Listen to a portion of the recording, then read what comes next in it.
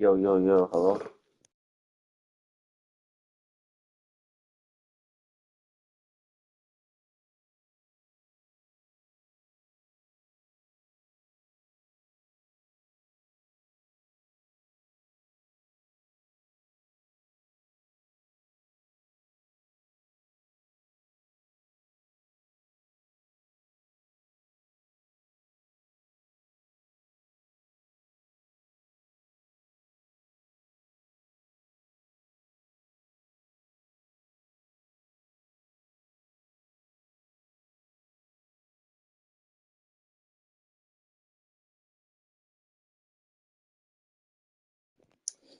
Yo, what's up, everybody? Welcome back to another stream today.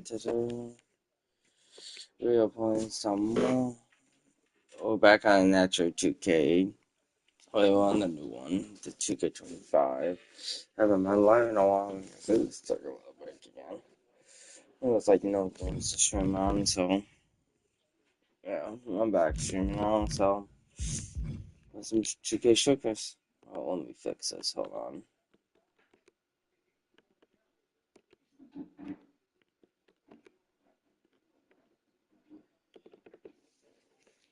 Let me just test it.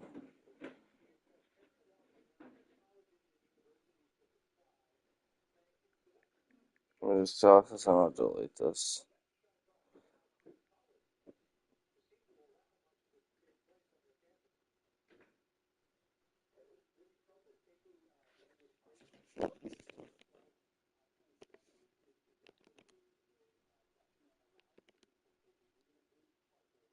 Just play.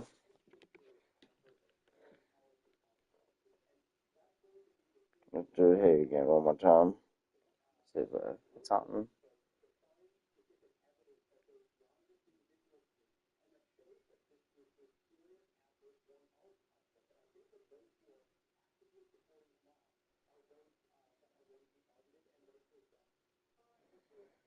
Okay. Hold on. Hold on, chat.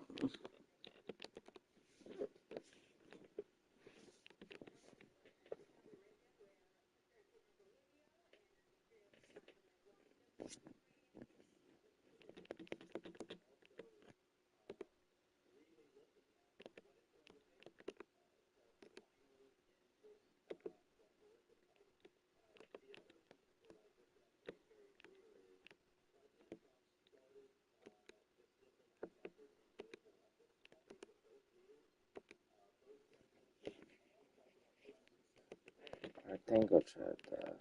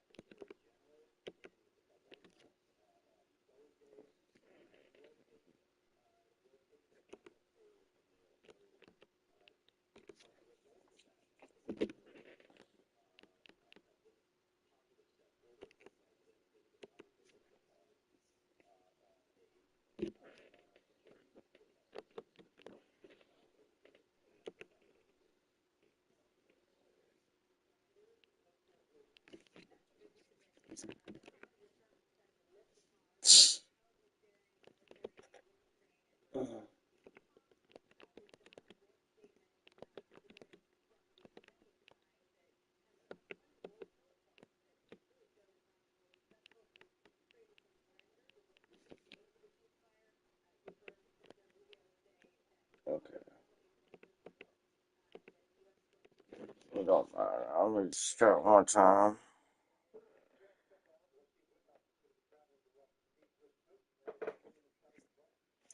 So, okay.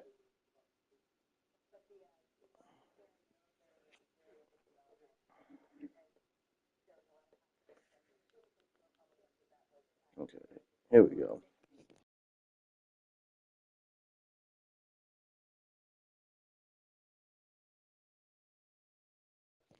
Okay, chat. Here we go. Let's do this. We're in the showcase. So, let's see how this is. Here we go.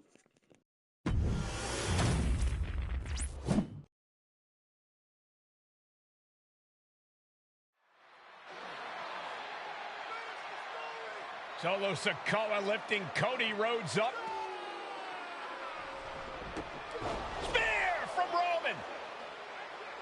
Cover, hook to the leg. Cody somehow survives. Are you kidding me? How? How did Rhodes survive? Desire is how, Corey. Grit is how, Corey. This is how bad Cody Rhodes wants to finish his story. What the? It can't be. It is! John Cena's here. Cena's in WrestleMania. A saving grace for Cody Rhodes. John Cena here to fight off Solo Sikoa. Solo sent crashing to the outside, courtesy of the franchise.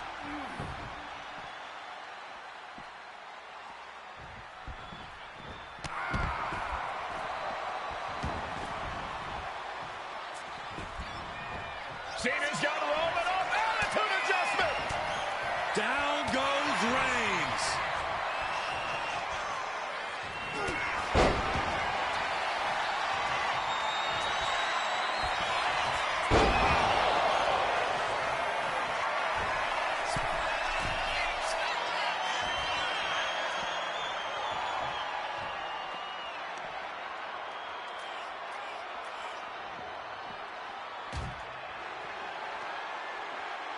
And now John Cena with Solo Sikoa up and through the announce table.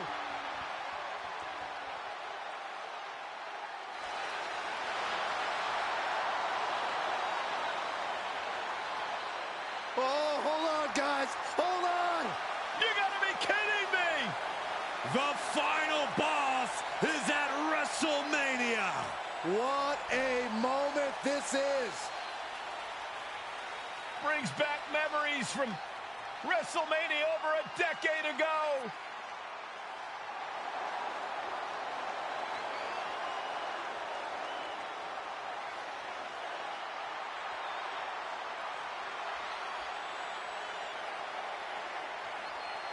Now this is a WrestleMania moment. Rock and Cena face to face, feeding off the electricity of this crowd. This is absolutely surreal.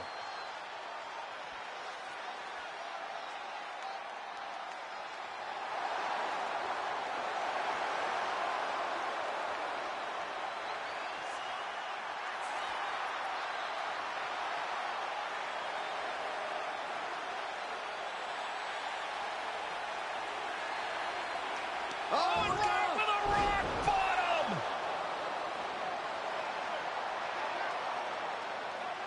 The final boss strikes, and Cena is down. And now The Rock taking off the Mama Rhodes weight belt. He's going to use it against Cody. What? Oh. No way. No way. Guys? What is going on here?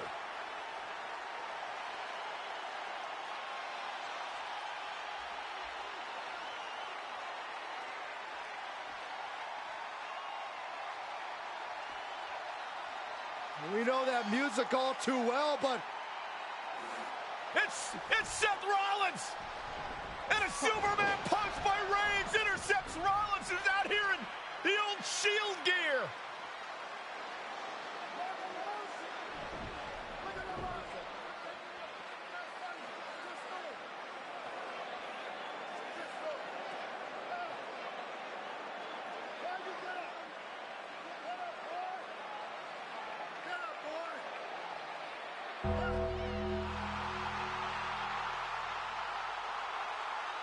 Now what?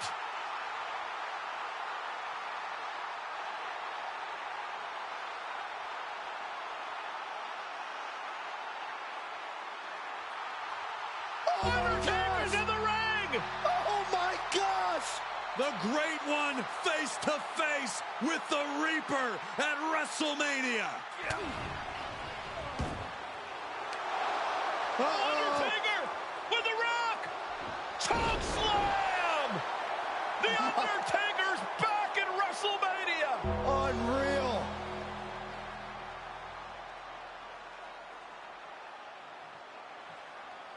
And now Roman Reigns and Cody Rhodes struggling to grab a hold of the steel chair in the ring. Both men struggling to their feet. Roman beats Cody Rhodes. And this could be disastrous for the American Nightmare.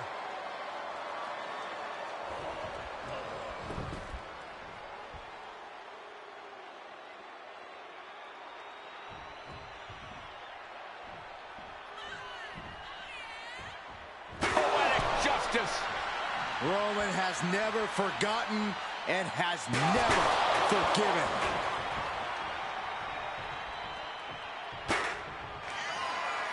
Roman Reigns setting up, looking for the spear to put Cody away. No! Cody catches Roman. Crossroads. And another crossroads. Looking for the trifecta now. Finish the story. Everybody seems to think that WrestleMania 40 was the night the Bloodline ended. But anyone who knows us knows that it's going to take more than one bad night to bring us down. If anything, we're just getting started.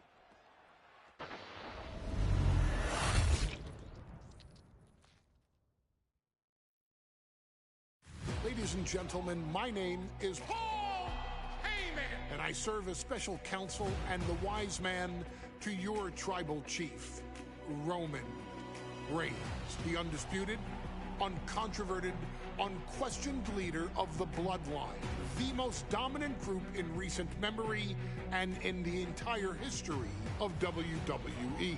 The Bloodline has all the damn gold. For nearly 40 years, I have worked for, alongside, and even employed the absolute greatest superstars to ever do it. Just how dangerous do you want to live? I've created the Dangerous Alliance, led an extreme revolution with ECW, and managed the most legendary of all champions. And for me, none of that compares to the relationship I've built with the Anoa'i, Fatu, and Maivia families, the triumvirate that composes this dynasty that we know more colloquially as the Bloodline. My time with this family goes back 40 years. I've led them into battle, strategized with them, and have watched their children grow into top-tier superstars who have also created their own impressive legacies. And so it is my great honor to serve as your host for the WWE 2K25 showcase featuring a dynasty like no other, the Bloodline. When you look at this incredible family tree, this is proof that there is only one royal family in professional wrestling, bound by blood. A blood bond forged between High Chief Peter Maivia and Amatua Anai Anoa'i, the father of Afa and Sika, the wild Samoans, created a force that has dominated professional wrestling for over 5 decades. An elite collection boasting names like the Wild Samoans, Afa and Sika, as well as The Rock, Rikishi, Umaga, Yokozuna, Nia Jax, Jimmy and Jey Uso, Solo Sikoa, Jacob Fatu, and of course, your tribal chief, Roman Reigns. They've owned championships, filled arenas, packed stadiums, broken box office records. Years and decades of dedication to the craft, perfecting their art with each passing generation, ultimately leading us to right here, right now, with the Bloodline having dominated WWE for the last half-decade. As your humble wise man, it is my duty to take you through some of the most ferocious battles featuring the greatest warriors in the family. Not everything goes according to plan, and this year we're going to give you a chance to right the historical wrongs and change history to bring more glory to the Bloodline. It's our showcase, after all. Honestly, their only real competition is themselves. Acknowledge me! All of this fighting amongst each other, this constant power struggle, I won't let all of that ruin this moment. Because it's not just about Solo Sikoa or Roman Reigns. It's not just about the Usos. It's about every single member of their family that came before them, who built the lineage, and who made them into the superstars that they've become. Wrestling has more than one royal family. That's undeniably true. Also undeniably true is that for all of those other families, there's only one Bloodline dynasty.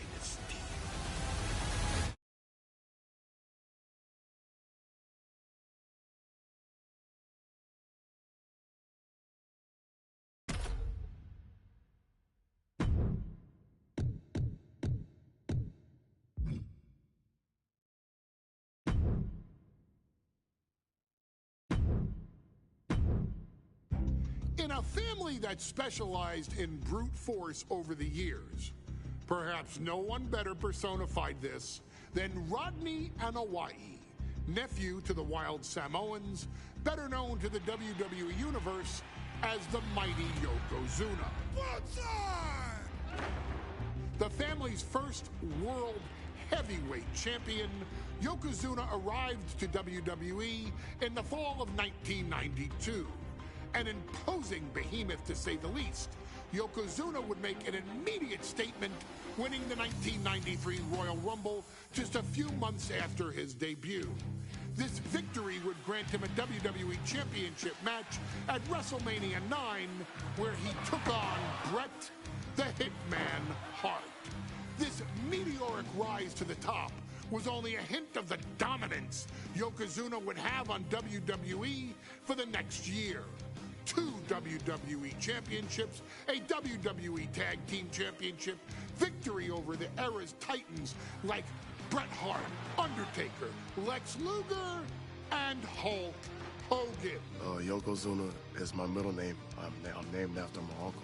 I carry it with like so much pride and weight on my shoulders just because of like what he's done for this business and like who he is as a person too. It's a cool middle name to have, man. I represent it with the pride, man, that I have. Hopefully, man, I'm making him proud by doing it. The manner in which Yokozuna melded incredible size with unspeakable agility shocked the WWE Universe, who to that point were used to their monsters hitting hard but moving slow. Yokozuna broke the mold, punishing opponents with super kicks, uranagis, leg drops, and of course, his devastating Banzai drop. A maneuver so effective that once it had connected, nobody kicked out of it. Nobody. Rodney was a very unique talent. I think the way he was able to handle all the pressure, it was kind of parallel to how he was in the ring. For someone to be so big and to be so nimble, you just don't see that very often. Rodney was one of those first solo guys, singles competitor guys that was able to go out there and really just make waves, make a big splash. I mean, pun intended, I guess. You know, that fool jumped in a pool, he'd knock out all the water, and that's the way it felt sometimes. He would go into those arenas and just suck in all the energy and be able to give it back. So When I look at Rodney, I see someone very similar to me, someone who understands the very, very top of the game, the top position, and everything that goes along with it. In a career filled with so many highlight reel moments, perhaps nothing stands out more than when Yokozuna faced and defeated the so-called immortal Hulk Hogan at the first King of the Ring event in 1993. Looking to humiliate Hogan after the Hulkster stole Yokozuna's WWE Championship only 2 minutes after Yokozuna defeated Bret Hart for the title months earlier at WrestleMania 9, Yokozuna entered the ring totally focused on the task at hand. And on that night, he not only got revenge, but his victory would send Hogan packing from WWE for nearly 9 years. Hulk Hogan is finished. Many felt that Yokozuna had indeed killed Hulkamania. Now you get to possess the power of the mighty Yokozuna and deal out punishment to Hulk Hogan to walk out of the King of the Ring, a two-time WWE champion. Showcase the ability and the agility that made Yokozuna a Hall of Fame performer and take Hulkamania down. Banzai.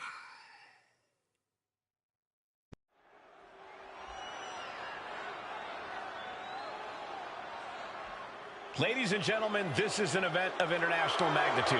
Photographers from around the world as they are documenting Yokozuna's every move.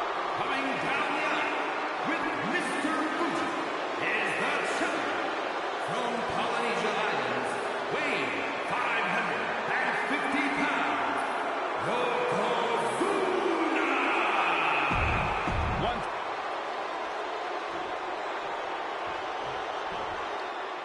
Listen to this. What a phenomenal ovation for the WWE Champion. His opponent, coming down the aisle with his manager, the Mouth of the South, Jimmy Hart, from Venice Beach, California, weighing in 302 pounds, the WWE Champion, Hulk Hogan. You can feel this facility shake, literally moving. The rafters shaking with the ovation of the WWE Champion Hulk Hogan. Hulk Hogan thrives on these people. He thrives on the Hulksters, the little Hulksters. This is what keeps this man going. Hulk Hogan's relying on the fans. He wants to hear them cheer. He wants to draw strength from them. But Yokozuna's focused. He has not taken his eyes off Hulk Hogan. He is ready, believe me. The Hulkster ready for war, and you can bet, ladies and gentlemen, it will be warfare here. Well, he's been saying for weeks that he is going to be the first man to slam Yokozuna. Oh, nobody slams Yokozuna. Well, we'll see. Hulk Hogan wanted to prove it was not a fluke that he beat Yokozuna. And now we're going to find out if it was a fluke or not.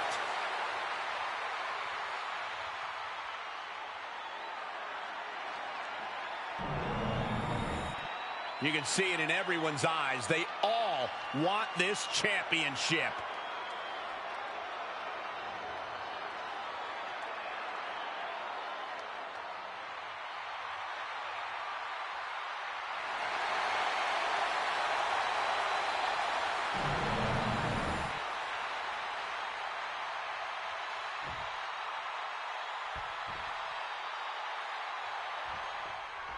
Michael Cole.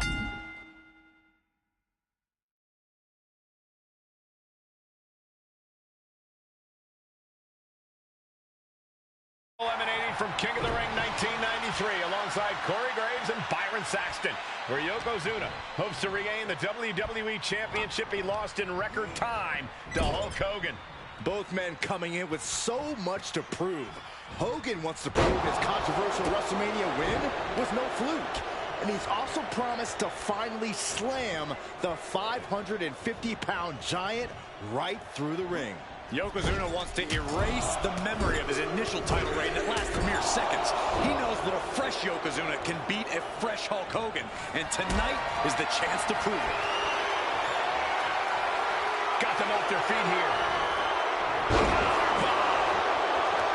still so much more action to come after this amazing matchup. Of course, we have the King of the Ring finals later, but before then, there will be an 8-man tag team match with the Steiner brothers and the Head Shrinkers on... Oh, shocking inside cradle. Small packages could be in. Able to get that shoulder up so quickly. What a statement. Ooh. Tackles ruthless. Oh, right to the throat. Yokozuna laying in with those attacks from his massive frame. That's the key to victory for the former champ. We know each man's strategy coming in. Yokozuna has added 50 pounds to his frame since WrestleMania, while Hogan has actually slimmed down since he captured the WWE Championship. Oh, no. Bear hug of pride. This is not good. So much for the submission hold. He just lets go. His grip.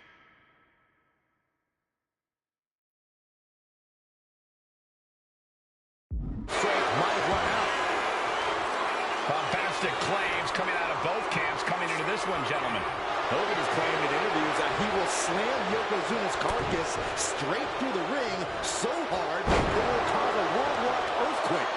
Meanwhile, Yokozuna has kept his comments brief, saying, quote, Hulkamania will die. Hogan, you're going down. We'll see which man's predictions come to fruition as this match rolls on. And Yokozuna is really putting the pressure on. Yokozuna making Hogan regret wanting this match. I love it.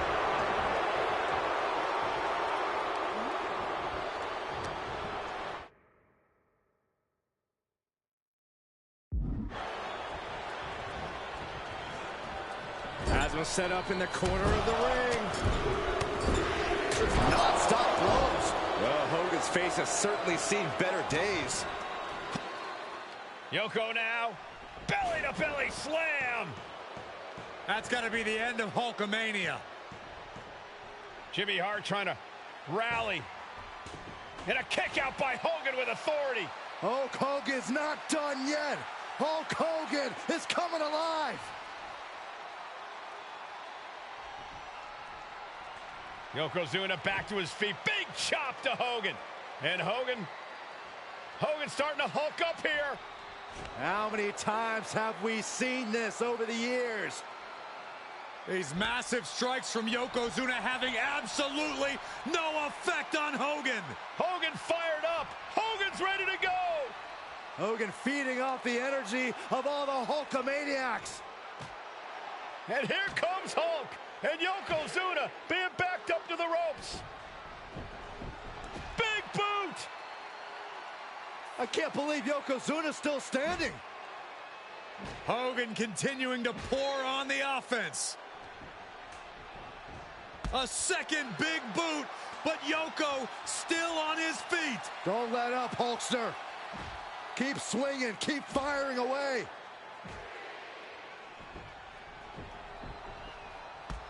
That boot, Yoko staggering, stunning, and he's down. Drop the leg, Hogan. Drop the leg. Hogan, leg drop. Here's the cover on Yoko, who kicked out of the leg drop. What? Get Mr. Fuji out of there.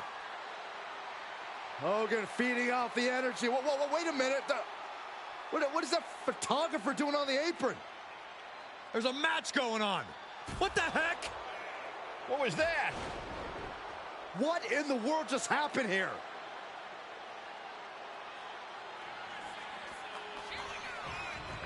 Oh, no. Yokozuna demonstrating his full power. Hogan's in trouble. Oh, ouch.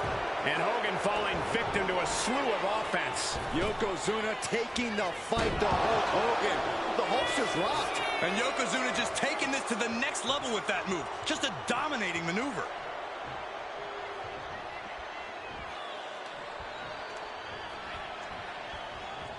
Like a brick wall running. Yoko says this one's over. Bonsai drop. Could that be enough to gain the title? 2. And Yokozuna is once again champion. I can't believe it.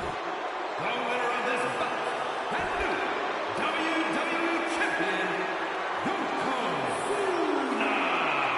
We have the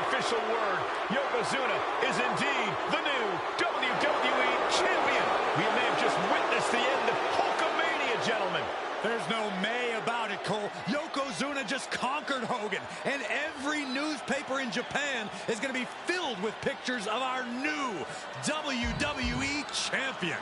Here in the heartland of America, the heart of Hulkamania has just Oh, we do stopped this beating. show. Like, let's see what we Hulk got. Hogan is finished. I missed the one jab. So.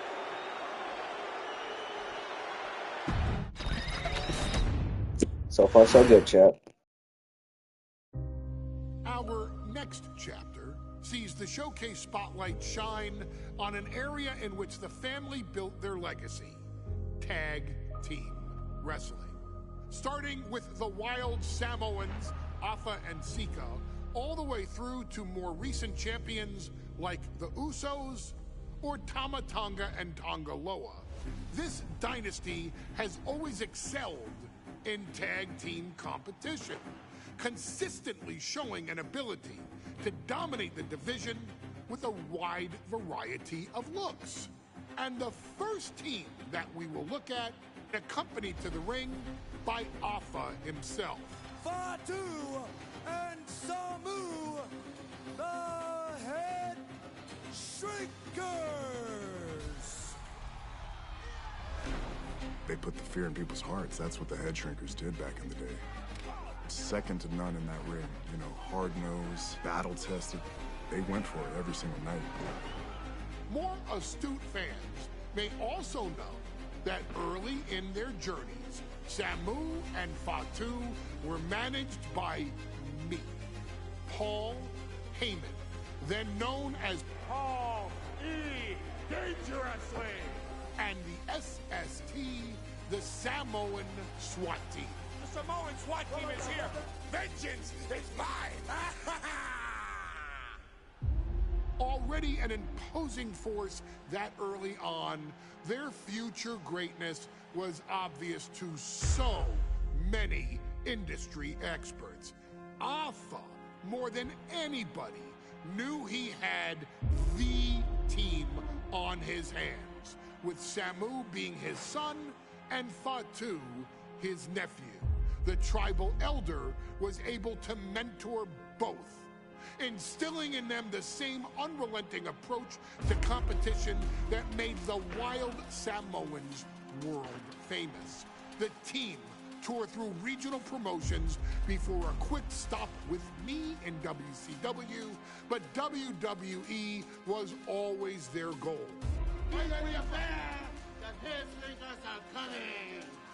Upon arrival, it was clear that the dynasty's next generation had indeed arrived, immediately drawing comparisons to their world-renowned predecessors.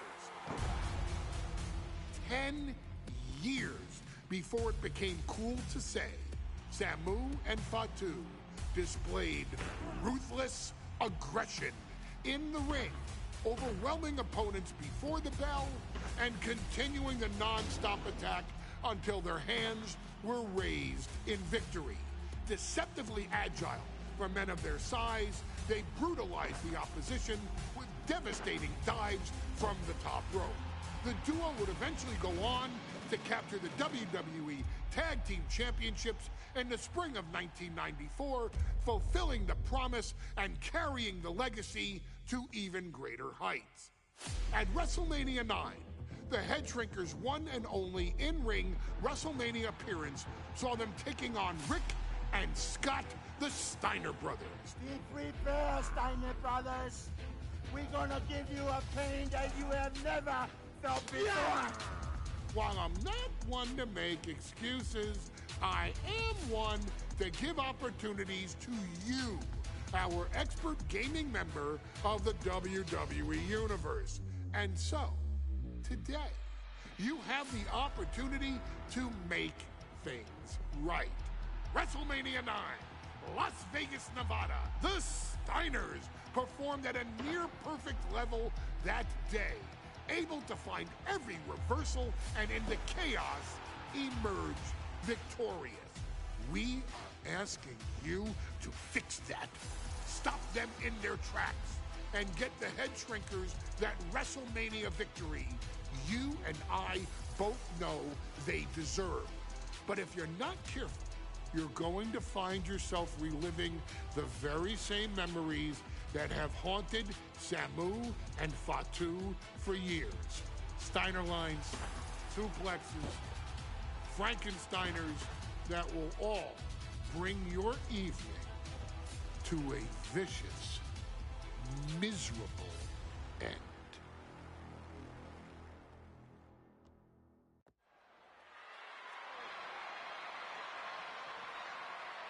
One of the toughest teams in WWE history. Nearly 600 pounds of pure savagery.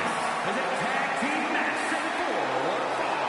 On the way to the ring, accompanied by Alpha at a combined weight of 565 pounds. Samu and Fatu, the Head Shrinkers.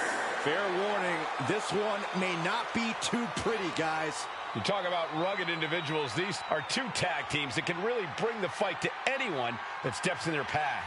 Yeah, there's about to be a seismic collision in the ring.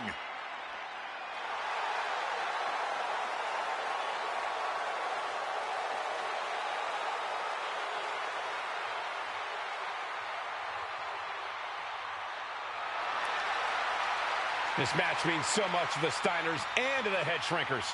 Well, the whole world is focusing on WrestleMania 9, and the last thing you want to do is come up on the short end.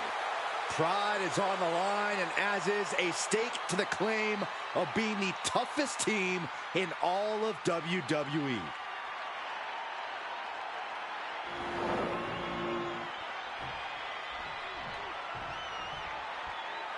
The Steiner brothers getting a tremendous ovation here in their first WrestleMania, and we'll see if they can carry on Michigan's winning ways. And their opponents at a combined weight of 530.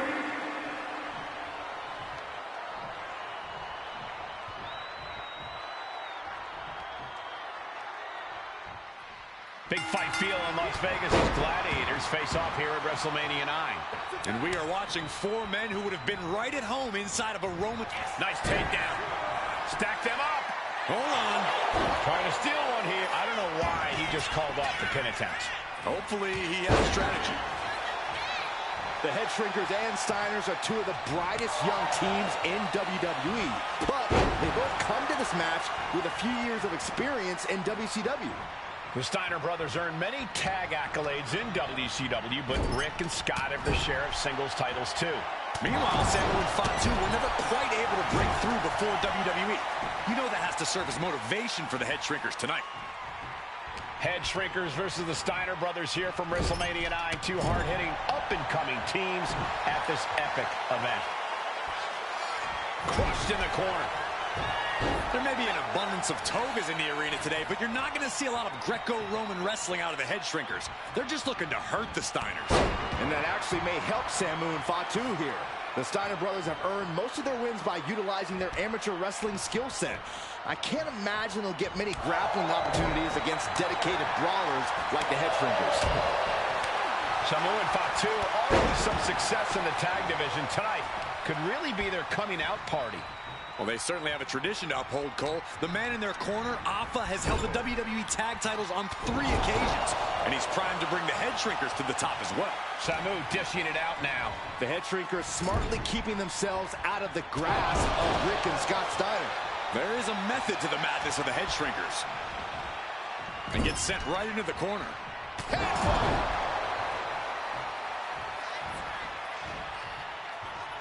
And Scott with the wherewithal to counter. Caught square by the haymaker. Oh, what a quick answer. And we are really seeing the amazing skill sets of all 4 men in this tag team showcase. Well, we already knew about the brawling of the Head Shrinkers and the grappling of the Steiners, but men as big as these 4 behemoths should not be able to fly around the ring like they have thus far. It is made for an extremely tough act to follow, guys. Oh, man, he is fired up now. A reversal. He saw that coming. Scott gets waylaid. Pulls their opponent in. Belly to belly.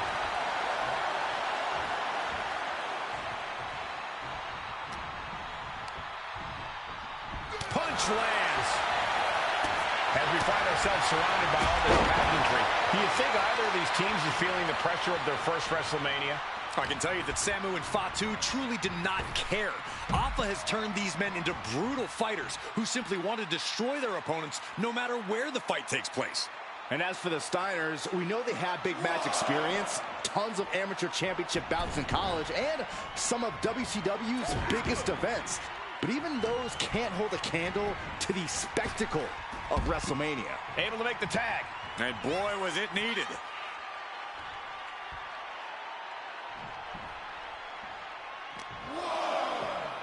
Whip back into the ring.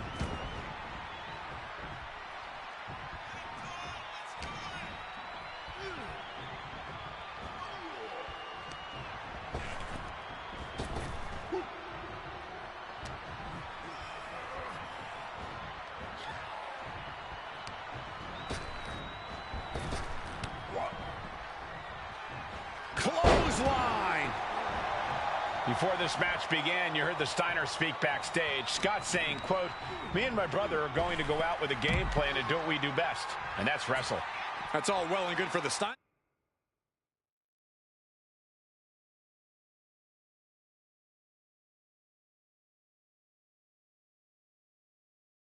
brothers, but Alpha has gone on record saying that his men are looking to tear Rick and Scott's heads off. Well-placed elbow to break up the maneuver. Oh, what a wind-up. Uh-oh. Slips away just in time. And he gets delivered back into the ring. Big clothesline.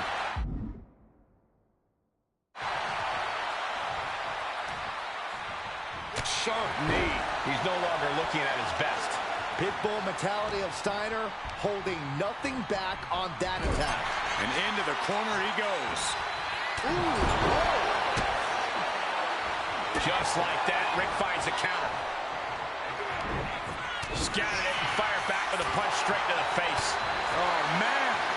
Ow.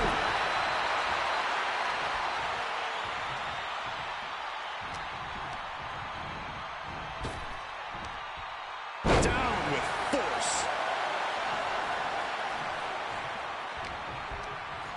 He gets sent straight down to the floor.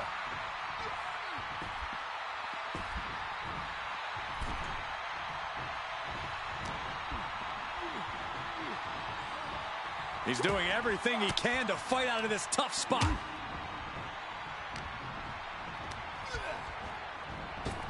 Clothesline. Tag made.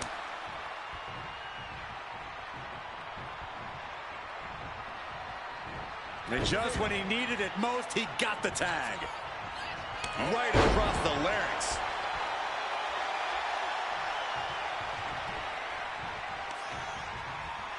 Oh, this superstar using the rope as a weapon. This is uncalled for. When a shortcut presents itself, you better take it. Went after the head and neck again.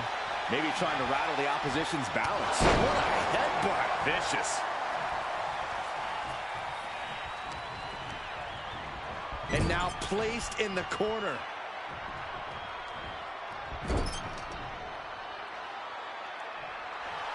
Fatu taking a moment to see if the fans will show some love. He pulls off the reversal. Quick thinking that time. Reversal after reversal. These two have counters for days. Clothesline. What impact. How much longer can this really go on? Could be getting into a dire situation soon. Steiner looking powerless to every attack. Seeing some high-impact offense from Samu and Fatu thus far. I'm not sure the Head Shrinkers are even going for the victory. They just want to destroy the Steiners. Ah, what a smash. That is just insulting.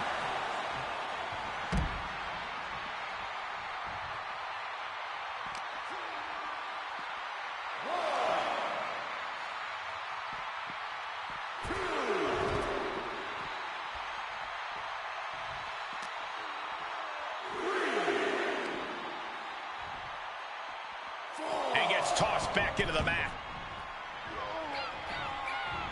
Oh, what a headbutt. Fatu is imposing his will. And Scott's got to flip the switch soon. Taking out the knee. Oh, no. Ah, stop to the belly. Oh, headbutt. And clearly some targeted offense coming his way there. Going after your opponent's head is brazen, but very effective. Oh, my goodness. Dribbling the opponent's head like a basketball. Watch out! Flying headbutt.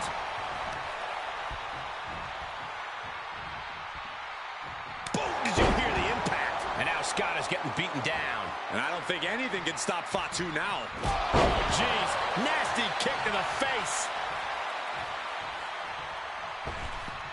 Heading up to the top turnbuckle.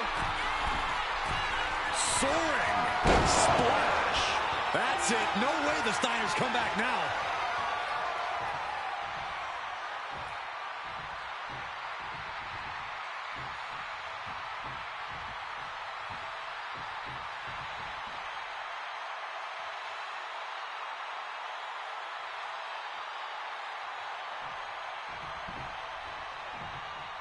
Clothesline. So effective. Fatu is just having his way.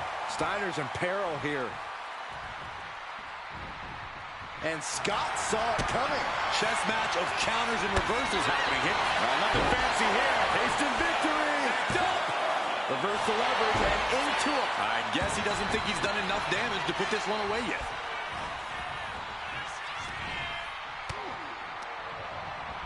Got him in the corner now. Counters to gain the advantage. A chain of reversals here. Every motion getting cut off.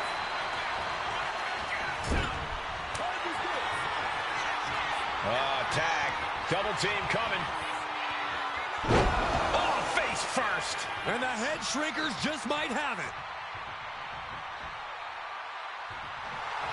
And Samu is showboating right now. I understand getting yourself fired up, but he needs to stay on his opponent.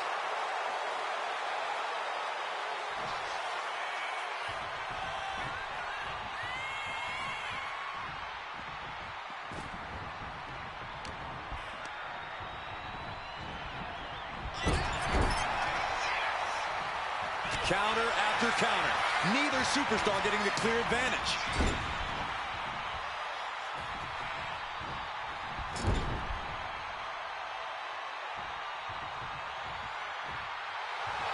Samu trying to bring the audience along. Here we go again. He made his point. Concentrate on the match instead of everything outside of it. And guys, what a war we're witnessing between the Steiners and the head shrinkers. This is the trickiest bet in all of Vegas, Cole. Both teams so evenly matched, I wouldn't know who to bet on. Tag made, fresh partner in. He's getting fired up now, really feeding off this crowd.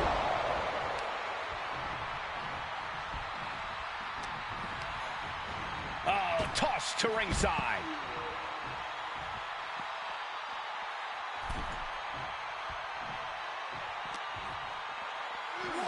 Oh, God, drilled right into the post. 2, 3. And he throws the opposition back into the ring.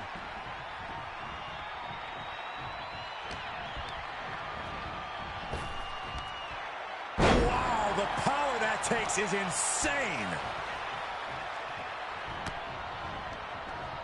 Snapmare could set something else.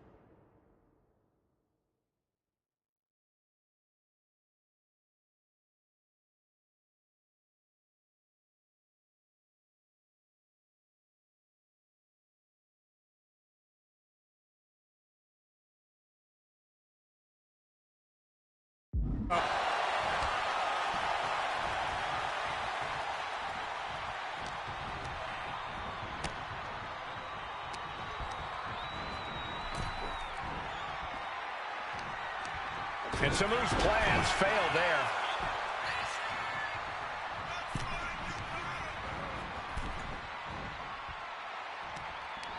Oh, the reversal by Steiner.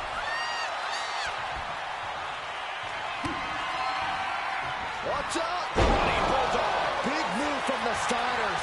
Might just end things. lands and kicks out before the refs count. How on earth could he not keep him down for even one at this point? A new strategy is needed right about now if that couldn't end things. Being placed in the corner here. Splash.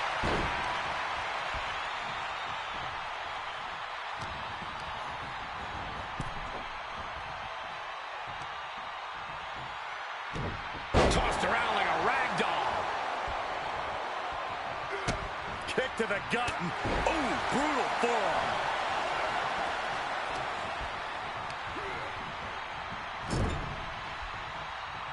Oh, quick way to respond with the reversal. Oh, man. He answers right back. Over the top and lands awkwardly outside.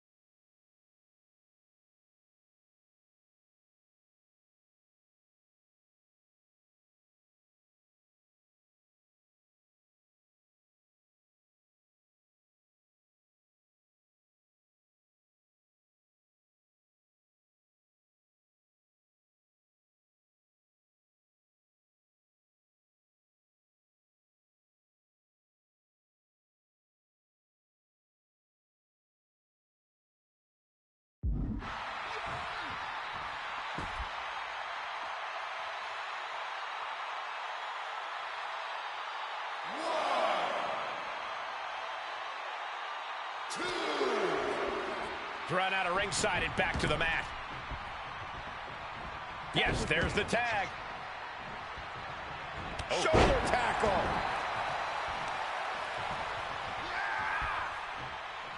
Wow, overriding that with a powerbomb. And his body is still the focus of the attack. The head shrinkers, the Steiners, taking each other to the limit in the biggest match of their careers. And this may just be the greatest tag match we've seen in nearly a decade of WrestleManias. Oh, man, a callous attack to the knee. Got the cover. This might be the end. He wasted no time kicking out there. What stamina. It's truly impressive to completely beat the count here. Getting him right into the corner. Tag made. Rick and Scott Steiner looking for some tandem offense here from the top. Steinerizer connecting big time. Is that...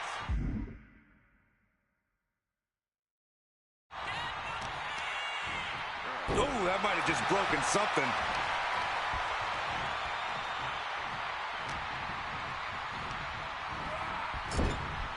Rick gets that set right back to him.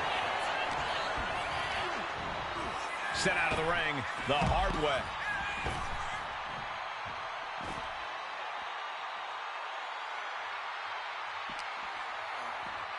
And he slides him back to the mat.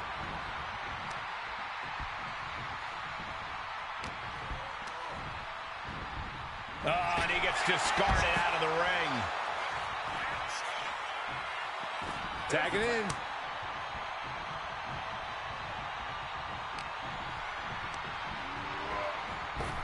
Oh, clothesline. Head on Samu. Oh, the 2 count and a kick out again. Every kick out taking so much energy to muster. Not a good spot to be in. Textbook scoop slam.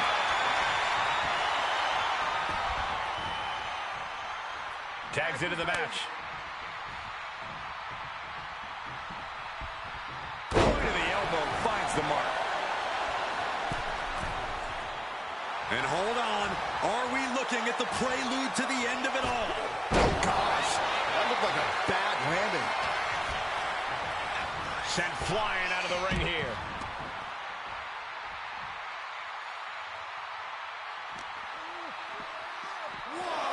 Oh, whipped right into the post.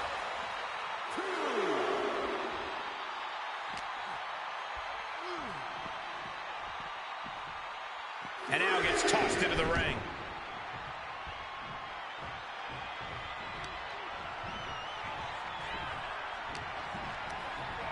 And he goes crashing to the outside.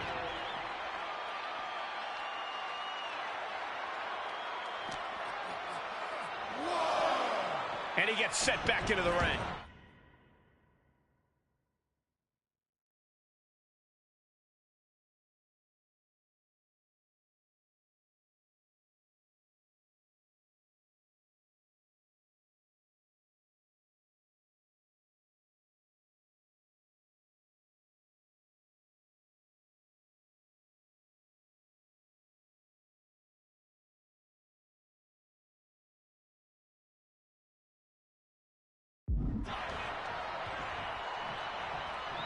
Coming in off the tag.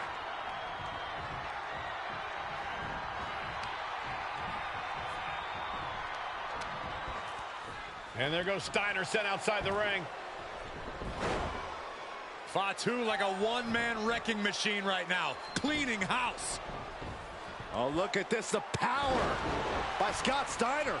But the tag was made and Scott not aware. Big kick. Scott Steiner did not see the blind tag made by Samu. Oh, this is not looking good for Steiner.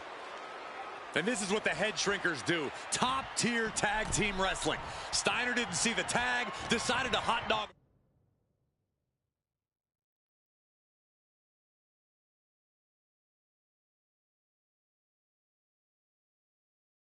around and got a foot in the face for it. Takes their breath out. Effective counter. And he avoids what was coming. Both sides with an answer to every piece of offense. Down on the windpipe. Good for that suplex. Boom.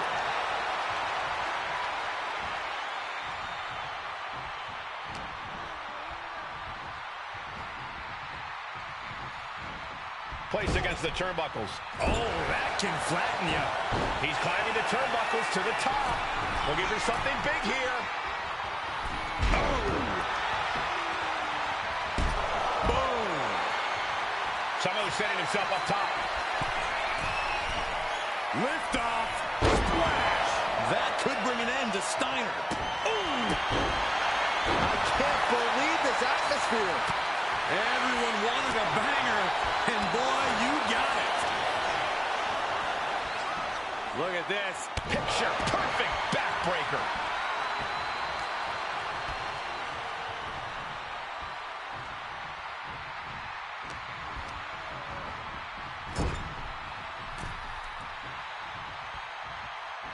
Clothesline in the corner. And he's tagging his partner in.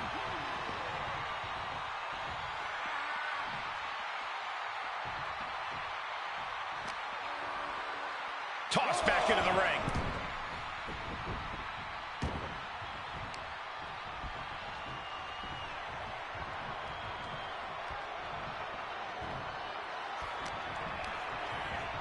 Placed him in the corner here.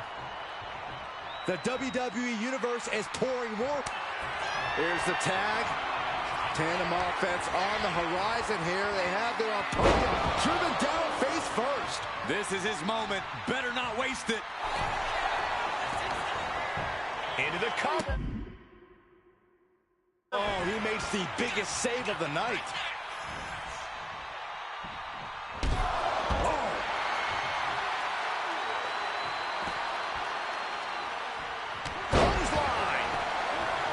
Climbing up those ropes now. He's trying again. Down with force. Samu just turned the lights out. And now going for the victory. Is this it? And the Head Shrinkers get the win. Here are your winners, Samu and Fatu, the Head Shrinkers. And what a huge win for the Head Shrinkers tonight. Samu and Fatu making their family proud and proving themselves as top contenders in the tag division.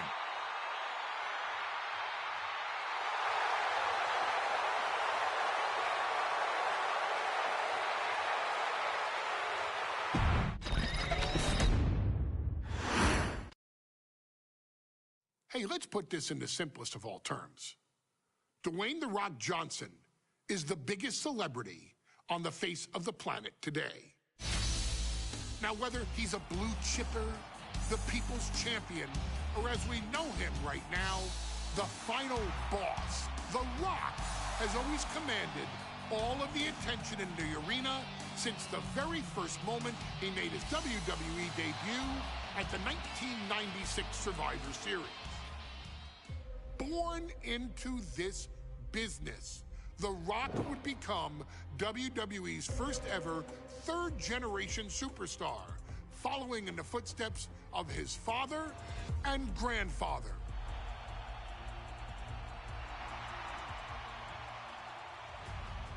Who had competed in WWE rings before him. Dwayne, you had the huge responsibility. There's a legacy, and you have to take it so seriously. Even with incredibly high expectations, the Great One surpassed them all, along with the usual achievements if your name is The Rock. 2 Intercontinental Championships, 5 Tag Team Championships, 8 WWE Heavyweight Championships, a Royal Rumble victory, not even to forget the fact that The Rock once led an entire nation.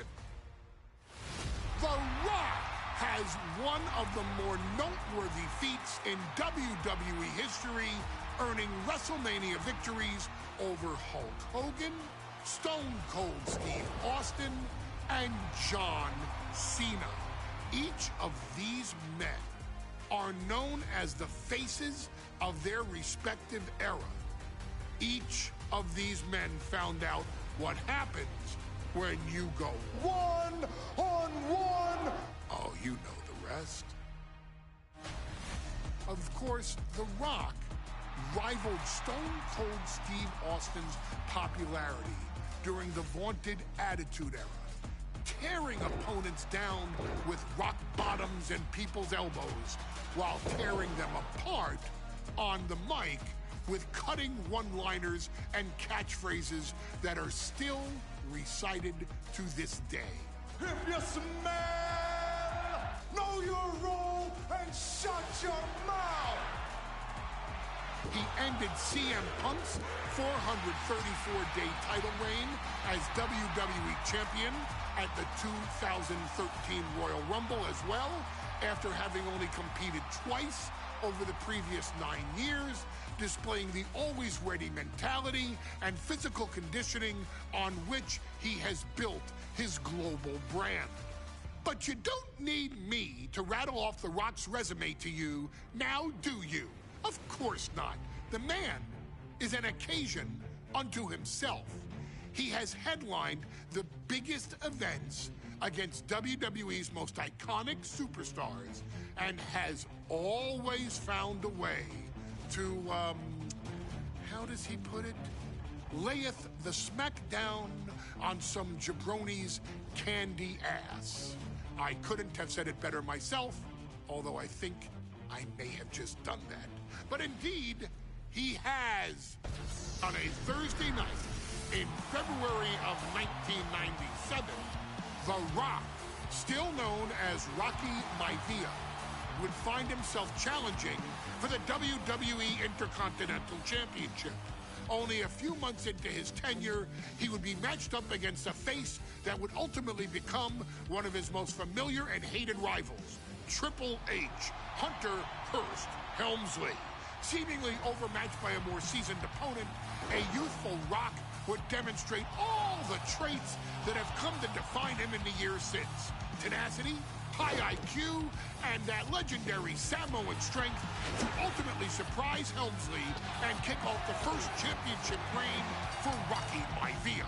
It would be the first step of a journey that has ultimately led The Rock into the pantheon of WWE's elite.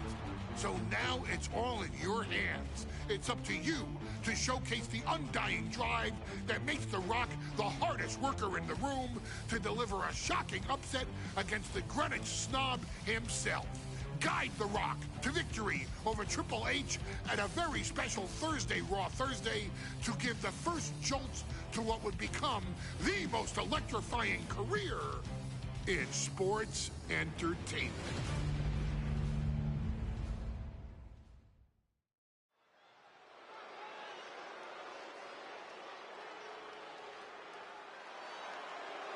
And here comes the #1 contender, at least for tonight, Rocky Maivia. The following contest, scheduled for one fall, is for the WWE Intercontinental Champion.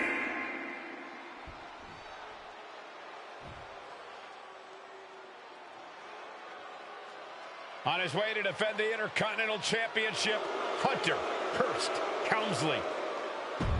His opponent. Desire and resolve will be tested tonight, all for the right to claim the championship.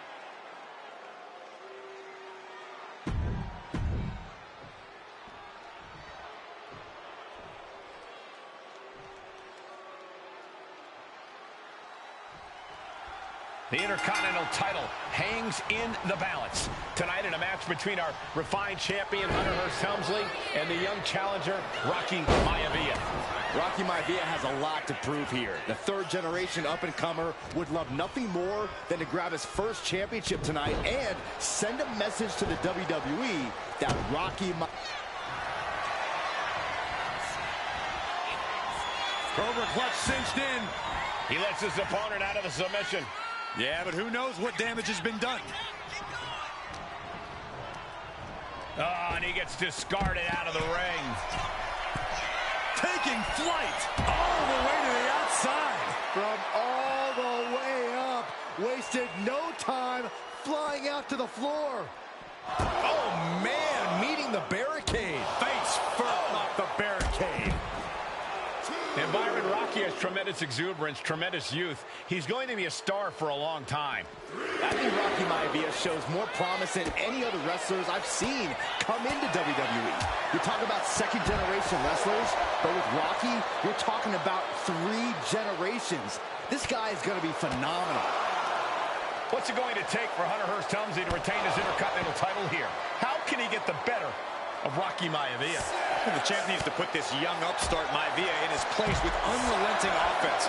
No time for graceful bows and upper-class taunting. Just beat Rocky down. And he re-enters into the ring. Going outside. What's he got planned here? Deeper into this match now, and I think it's Helmsley who's reaching peak frustration. Can't quite put Rocky Maivia away. A testament to the never-say-die attitude of this young superstar. And he gets it from his dad. He gets it from his grandfather. Maivia knows nothing less than to give it his all. Up high. Diving hammer strike. Hunter is getting dominated. The power of Rocky Maivia is too much for Helmsley right now. Boom, impact.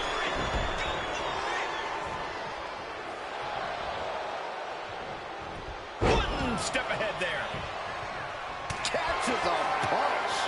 Going head-to-head, putting each other to the test. Ooh. The fight is on, and it's furious. Neither competitor is backing down. So much pride, so much resiliency on display. Nothing pretty here, just good old-fashioned fisticuffs. They are emptying their tanks, going back and forth like this. Oh! Drop kick hits the mark. Up the rope he goes. Flying. Big splash! Maivia took to the sky and executed that high risk perfectly. I don't think Helmsley had that scouted at all. Huge toss.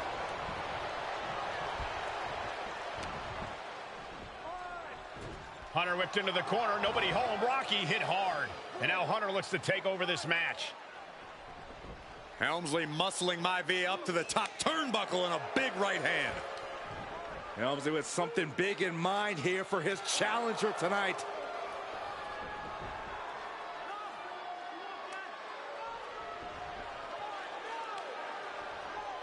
Well, this is just blatant disrespect from the arrogant champion. Almost daring Rocky. Hey, you really want my title? You really think you're going to be Intercontinental Champion? Up to the top. Hooking Rocky into a superplex. This could be it. Can Hunter capitalize? This could be it. Hook of the leg and a cover. And Rocky stays in it, getting his shoulder up. Still not enough to put out the flame of Rocky Maivia. Hunter has to be asking himself, what else do I have in my arsenal?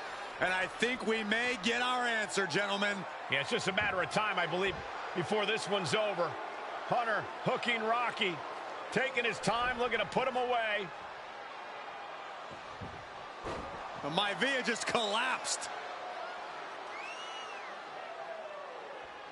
This just shows you how much damage Hunter Hearst Helmsley has inflicted on the challenger in this matchup. I think Maivia's done. Official might want to step in, call this one. The official checking on Rocky. Hunter Hearst Helmsley believes this is close to being over. Lifting him back up again. Rocky rolled through. Shoulders down. Rocky wins the title. Rocky Maivia has shocked Hunter Hearst Helmsley. Here is your winner, and the new Intercontinental Champion, Rocky Maivia. We have a new Intercontinental Champion.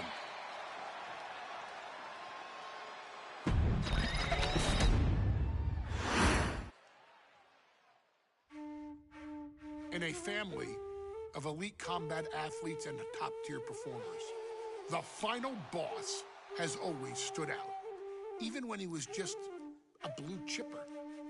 But there wouldn't be a final boss. There wouldn't even be a bloodline if it wasn't for The Rock's grandfather, the High Chief Peter Maivia. You can think of him as the first boss. Predecessor to the tribal chief. He is one of, if not the foundation for our family. The Anawa'i Fatu Maivia wrestling dynasty. I don't think there's anybody more responsible for what's going on now than the High Chief himself. Peter Maivia isn't simply one of the two principals behind the sacred blood bond. He's also an incredibly decorated professional wrestler who traveled the world and won titles everywhere he went. New Zealand, Japan, Europe, and here in the United States, where he enjoyed especially successful runs in Hawaii and California. Maivia would eventually find his way to WWE, engaging in legendary battles with the likes of superstar Billy Graham. His larger-than-life personality would win the WWE Universe over in short order, as it had throughout his entire career. In the ring, High Chief Peter Maivia was a potent blend of brawn and grappling technique, often muscling his opponents down to the mat through a variety of joint locks and then switching to more painful holds once grounded. His sleeper hold and stump puller were both feared and renowned, and make no mistake about it, Maivia knew there was always more than one path to the ultimate victory. Out of the ring, High Chief Peter Maivia also ran one of the most successful wrestling promotions on the planet, Polynesian Pro Wrestling, based out of Hawaii, showing his mastery of the business in every aspect. His induction into WWE's Hall of Fame class of 2008 was supremely deserved, forever enshrining Peter Maivia as the legend he always was. And now, we present to you the opportunity to walk in the boots of the legendary High Chief Peter Maivia, facing off against one of the most legendary WWE rivals, George the Animal Steele. You will settle this score once and forever and showcase the overwhelming strength of Peter Maivia, which has ever since remained as a hallmark for every single solitary member of this bloodline. Steele is no easy battle, though. He thrives in the chaos, one of pro wrestling's true madmen. He'll even try to eat part of the ring if he thinks it'll help him break you down. So do your best and honor High Chief Peter Maivia properly with a resounding victory.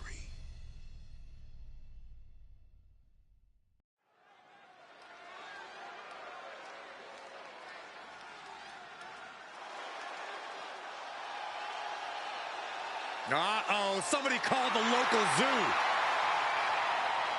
The following contest is scheduled for one fall and is a steel cage match. Introducing first, from Detroit, Michigan, weighing in at 275 pounds, George the Animal Steele. I'm not even sure the cage can contain this man.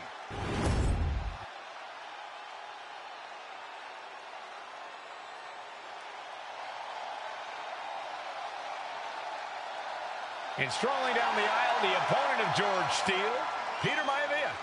Always a chaotic matchup.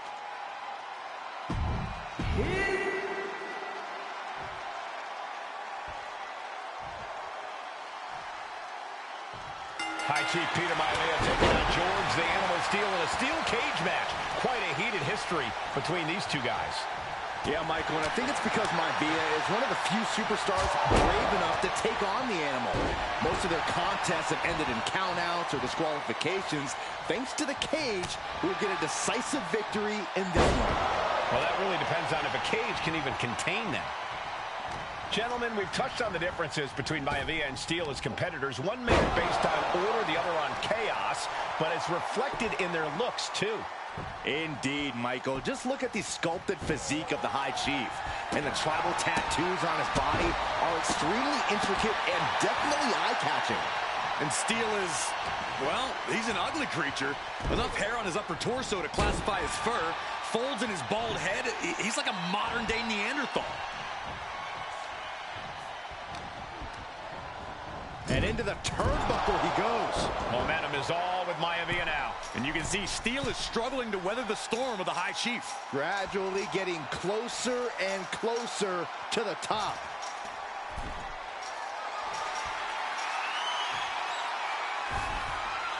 No, what is he doing up there? Oh, no! Caution to the wind. That was unbelievable. Taking insane risks to try to secure a win. What a cage match this has turned into. The Animal has to be elated to be in this steel cage against one of his biggest rivals, no less. Yeah, Byron, we've seen the Animal brandish a weapon. Back and forth we go. Oh. Looks like a hockey fight's just broken out. Back and forth, neither one giving up any ground. Each exchange just sapping the energy from these two. What impressive determination from both competitors, keeping that each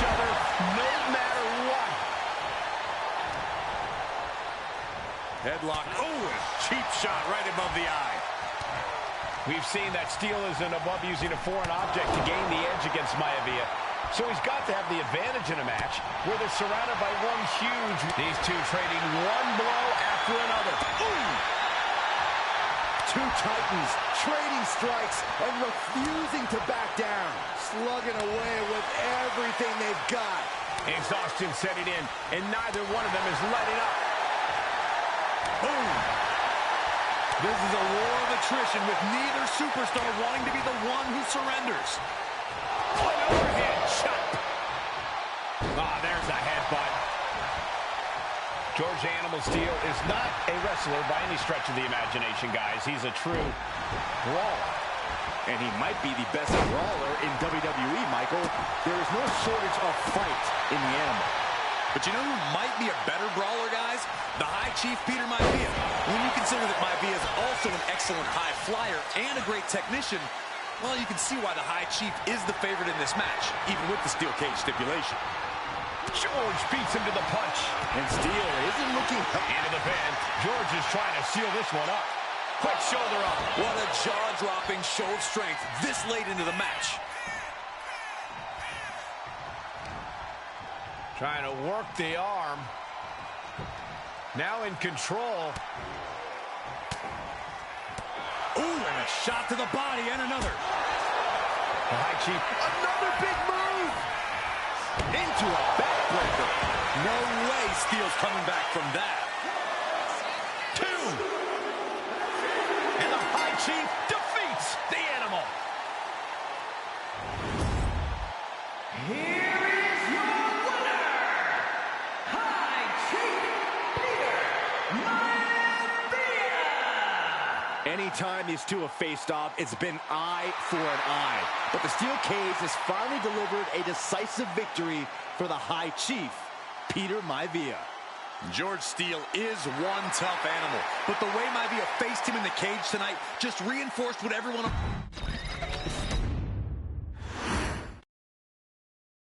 She's not like most girls. She's also not like most WWE superstars. Nia Jax, the reigning queen of the ring, is a reckoning, a force of nature that blitzes right through her competition. A cousin of The Rock, Nia Jax arrived in NXT almost 10 years ago with astronomical expectations. Undaunted, Nia Jax would dominate early opponents, finding herself competing for the NXT Women's Championship mere months after her debut. It did not take long for those running Raw and SmackDown to take notice. Well, our next pick, Nia Jax. And Nia Jax would join the Raw roster as part of the 2016 draft lottery. And since joining the main roster, absolutely no one has been safe from Nia Jax. She is a two-time women's champion. She is a two-time women's tag team champion. She competed in the men's Royal Rumble match in 2019, even getting an elimination while in the ring. Nia Jax looking to eliminate. She does. She's battled standouts like Charlotte, Bayley, and Becky Lynch. And all the while, she has left undeniable destruction in her wake. In the ring, she applies many of the same tactics that once benefited Yokozuna, even using her own version of the Banzai Drop, known as the Annihilator. And just like its namesake, if it connects, your night is over. And Nia Jax remains driven for even more success, jumping at any opportunity to prove her dominance. This last year, that included entering into the 2024 Queen of the Ring tournament after earning victories over Naomi, Jade Cargill, and Bianca Belair. Nia Jax would fight her way into the finals, taking on former NXT Women's Champion Lyra Valkyria. Valkyria built a lot of momentum, defeating Dakota Kai, Zoe Stark, and Io Sky to punch her ticket into the final at the Queen and King of the Ring. With an obvious game plan, Lyra would look to stick and move, avoiding the colossal attacks of her opponent. Unfortunately, as often happens when competing against Nia Jax, Lyra made one miscalculation, and that error in judgment provided Nia Jax with the opening she needed to annihilate her competition. This is your opportunity to crown the first queen in Bloodline history. Make Lyra suffer. Make her regret ever entering your ring.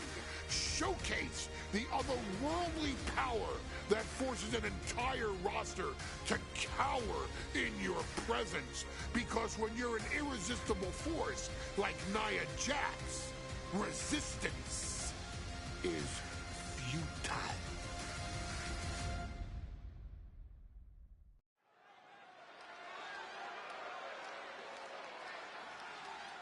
And now a dark horse will face an unforgiving titan in hopes to don the crown.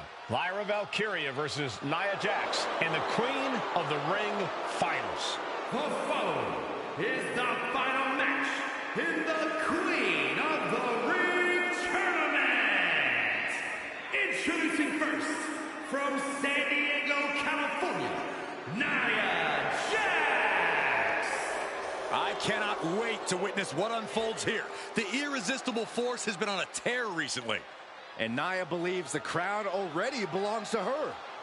Will Jax's menacing presence and sheer power be too much for Valkyria to overcome?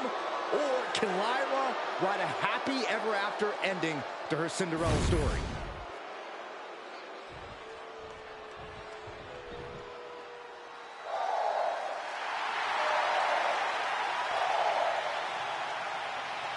Lyra Valkyria fancies herself a Morgan, which is an Irish goddess of war. As they were on the battlefield, they used to take the shape of ravens to fly around and decide who would live and who would die. That is what Lyra Valkyria is bringing to the ring here tonight.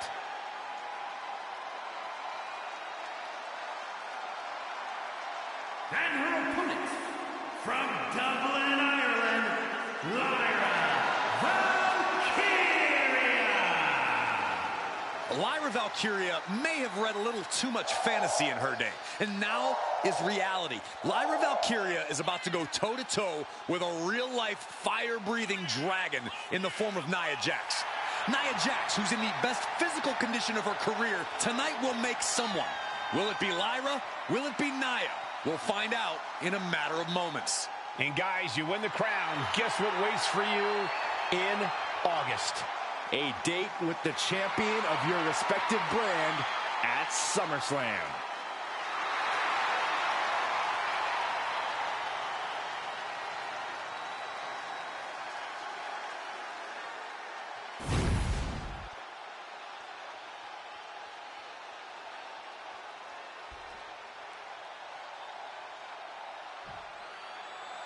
And it's all come down to the... And Nia now misses wildly. Lyra goes up over the top. Nia's got it caught, though. Lyra trying to rely on her technique to bring down the irresistible force, but having no luck at the moment. I'm not sure this is going to work either. Jax just entirely too strong, but whoa! That was interesting. Oh, nice athleticism by Valkyria. Even Jax might be a little impressed. I wouldn't go that far, Saxton. Here comes Nia, just imposing her will on Lyra Valkyria. Again, Lyra showing how resourceful she is, applying the sleeper to Nia Jax. Lyra tried to hold on. And now Nia Jax in control, and she's going to look to put Lyra away. Nobody home! Set outside the ring, and Valkyria's got a chance. Huge window of opportunity. Right now for Lyra Valkyria to strike. Lyra may actually pull this off. Lyra may become queen. Lyra has the advantage. She has Nia reeling. But Lyra can't win Queen of the Ring with Jax on the outside. This match has to end in the ring. Like a brick wall running into you.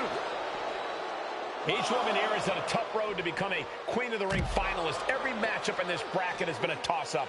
Valkyria knocked off former women's champion Io Sky earlier this week, but Nia's had an even tougher challenge.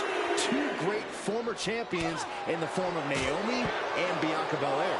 Even more impressive than that, she handed Jade Cargill her first WWE loss. Granted, Corey, that was a disqualification victory for Jax. I'd say there's still some unfinished business between Nia and Jade.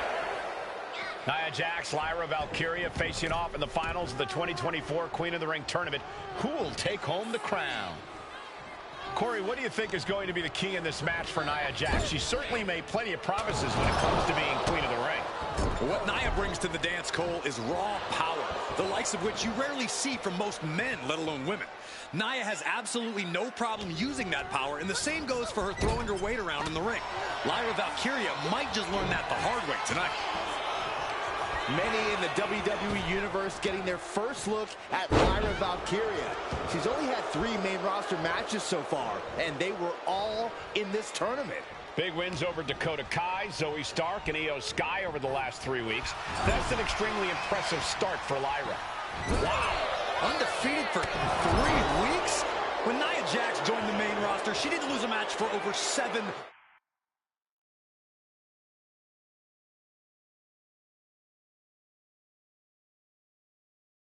months, and Jax has stayed that dominant for years. Legs getting tangled in the corner, stuck in the tree of woe. Stuck in the tree of woe and just having their face stomped. Now that was a very questionable attack. I think it goes beyond any gray area.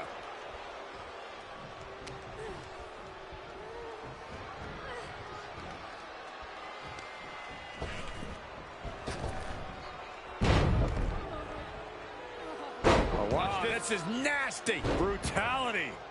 Treating the cranium like a basketball. There's so many moves at Nia's disposal that she can end this match with. For Lyra, not nearly as much. Yeah, I can't imagine it'll be easy for Valkyria to pick up Nia Jax and drop her with the Nightwing. Please, let's call the move by its real name. It's a Samoan driver. You think Nia Jax doesn't have the Samoan driver scouted? Watch this. This is nasty. Brutality. Treating the cranium like a basketball. And Lyra only finds herself on the defensive. Yeah, Nia is just buzzing right through Lyra here. Nia Jax is doing whatever she wants. Each Samoan drop driving all of the air. Valkyria crushed in the corner by Jax. Squashing Lyra in the corner, in the beginning of the end may be near. And Nia now, with Lyra on her back, gonna climb up to the second rope. This is a scary situation for Lyra. Oh, look at this, maybe not. No way, there's no way. Oh, my. Oh, no. Good night, Annihilator. Here is your winner and the new Queen of the Ring, Nia Jax. What a victory to the brand new Queen of the Ring. Nia said she would do it, and she backed up her claims. And now the Chief Content Officer of WWE and Triple H going to come in to congratulate Nia Jax, officially crown her the Queen of the Ring.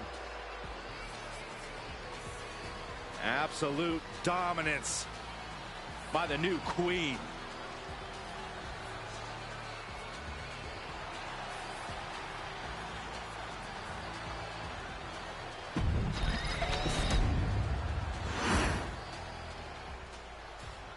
I'm sure you will agree with your wise man. Many WWE superstars say they will do whatever it takes in order to achieve success. Quite often, it's a bunch of BS. But if you're lucky, you may run into someone who is willing to look out for the group. Someone willing to make sacrifices. And for this family, there was no one better than Rikishi. After the head shrinker's run in WWE came to an end, Rikishi, then known as Fatu, would go on a journey of self-discovery. This journey would lead to him taking on the name Rikishi, a subtle nod to his cousin Yokozuna, as well as an opportunity to start fresh with a global audience.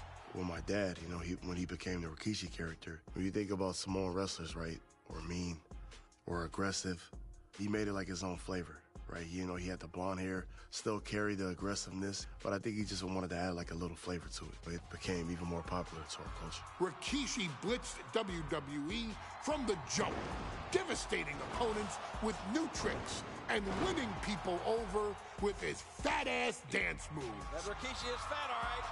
P-H-A-T.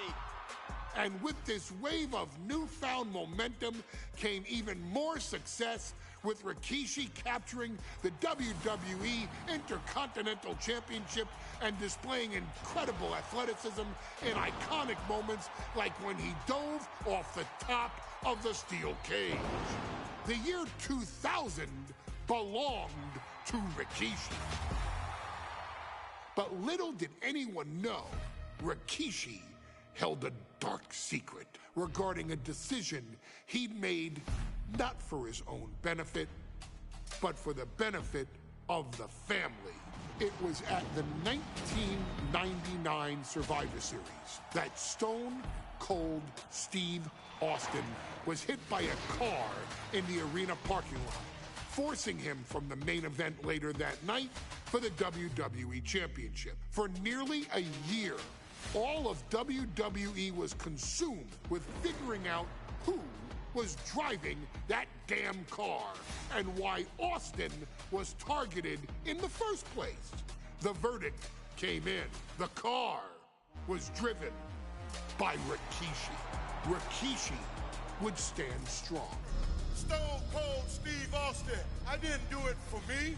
I did it for The Rock. What? Rikishi would lay out a years-long gripe that WWE preferred Steve Austin to The Rock, and so Rikishi had made sure that The Rock's only competition had been removed from the picture. Rikishi sacrificed his own popularity to reach this goal. The Rock thrived while Austin was on the shelf. For Rikishi, the struggle and fall was all worth it. Rikishi knew that he would eventually have to face off with the Texas Rattlesnake to answer for his sins. And he welcomed that meeting with open arms. What Rikishi was unprepared for was for WWE to stack the deck entirely, looking to make Rikishi pay for taking out their golden goose. Stone Cold Steve Austin was allowed to drive his truck directly to the ring and was generally given the freedom to do whatever the hell he wanted in the name of revenge.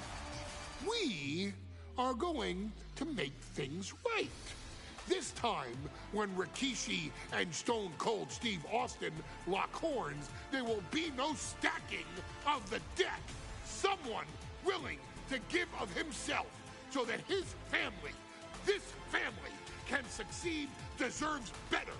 So get in there and showcase the never say die spirit that has led this family to victory time and time and time and time and time and time again. Use whatever weapon you can get your hands on and prove to Stone Cold Steve Austin that you will do anything for the people.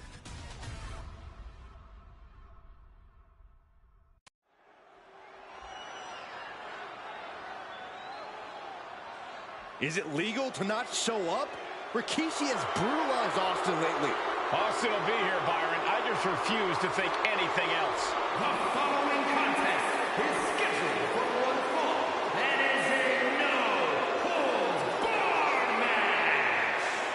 Introducing first, from the Isle of Samoa, weighing in at 424 pounds, Rikishi! We have learned more about Rikishi in the last couple of weeks than we knew about him his entire career here in WWE. He said he ran over Austin not for himself, but for The Rock. Right, and now he's coming out here, and I guess if Austin doesn't show up, the general manager is going to have to come out here and declare this is a forfeit, and Rikishi's going to win it. This man makes me sick.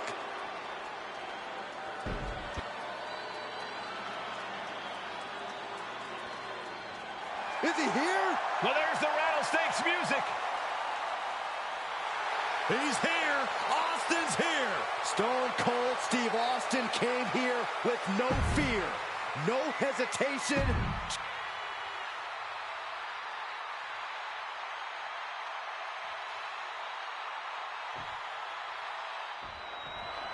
It's a miracle Austin survived being run over by Rikishi. Now pissed off.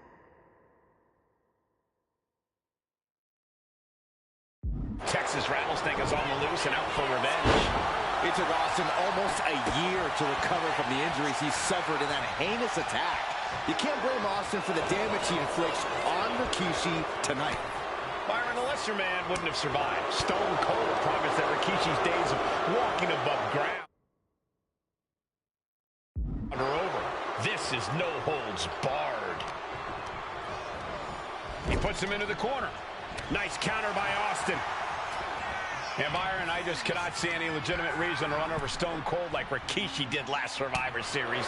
I mean, Austin does ruffle the feathers of a lot of people, Michael, but I don't think any of his rivals would go to the disgusting lengths that Rikishi's gone to. Just ejected from the ring. Now heading outside. He's reaching under the ring for anything useful. Why is there a hockey stick under the ring? Oh, man. One wicked attack after another. You better have an aptitude for pain because it just keeps coming. Great awareness from Austin. This has to be stopped. The cumulative damage here is going to have long-term effects. Rikishi feeling like he has a job to finish tonight. A career in Stone Cold's to bring to an end. We talked so much about motives leading into this match. In my view, Rikishi's are delusional. His family have been given equal opportunities, and they all took full advantage of them. Yeah, my blood boils at the propaganda Rikishi's been selling. But I'll tell you about the most legitimate motive in this story, and that is payback for Stone Cold. Austin nearly had his life taken from him, and there was no greater reason to start the color out of somebody than that. Stone Cold in some serious trouble. Rikishi with an onslaught here against Austin. Dare I say, Stone Cold could be in trouble. Clothesline. What impact.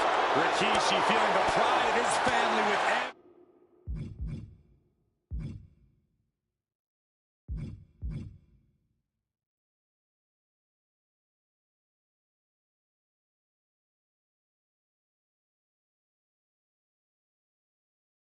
ounce of damage he delivers to Stone Cold. And looking at my monitor, it just makes me sick to my stomach watching Rikishi. This is a man who has no remorse and feels justified for running Austin down like a dog. Look, to be devil's advocate, you've got to look at Rikishi's perspective. He's proud of his Samoan lineage and saw an opportunity to give his people a leg up in the Shark Tank that is WWE. Are you serious, Corey? Rikishi ran over another human being. We are fortunate that it only put Austin on the shelf for 10 months instead of his whole life. It's sick that you would even condone what Rikishi did. Don't twist my words, Saxton. I'm not... Austin and Rikishi trading heavy artillery on the outside, and here comes the Rattlesnake. Stone Cold Steve Austin fired up and revenge on his mind. You got to think about how bad Austin has wanted this ever since Survivor Series last year. Been dying to get his hands on Rikishi. All of that venom, all of the vitriol inside of Austin being unleashed on Rikishi right now. Remember, this is no holds barred. Anything goes. Austin has Rikishi down. The Rattlesnake is red hot. And do you hear this capacity crowd? They want more from Stone Cold. All that he wants to see Rikishi get beaten down like a pile of human filth. And we know how despicable Rikishi has been, but to throw vinegar on the rattlesnake's nest, Rikishi goes and destroys Austin's truck with a sledgehammer. Well, hell hath no fury like a man who has his car tampered with. It's just extra motivation for every fist Austin lands in this fight.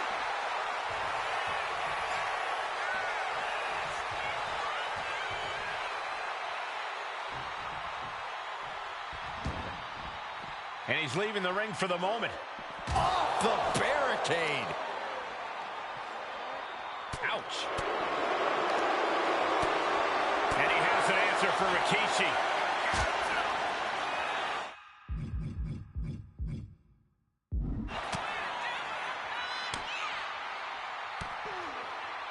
Double axe handle. Oof. Scary mindset for the Rattlesnake. Austin has scattered pictures of Rikishi all over his home. Said that every time he looks at Rikishi, he's looking at a dead man. Yeah, Rikishi taking that as an empty threat, thinking that Austin isn't the man he claims to be. But trust me, when Stone Cold says he has you in his crosshairs, that's no empty threat.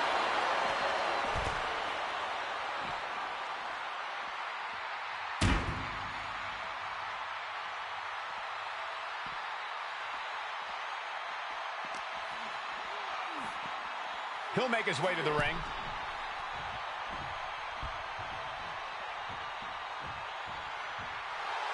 Austin getting in his opponent's face. I don't think the censors would like the venom that's coming out of the Rattlesnake's mouth right now. That's what they call me, the hot shot. And Rikishi lately has been calling himself a visionary, a pioneer. All a bunch of garbage, if you ask me. Well, those aren't self-imposed labels, Cole. Those labels are coming from the family, coming from a group of wrestling legends who are proud of Rikishi for standing up and making a change in this business. I have a few labels for Rikishi. Coward, liar, embarrassment. Those fit him well. Heading to the outside now. And Rikishi slows Austin down with a thunderous right. Austin's in trouble. And now steel chair. Oh, and Austin, he just averted disaster there.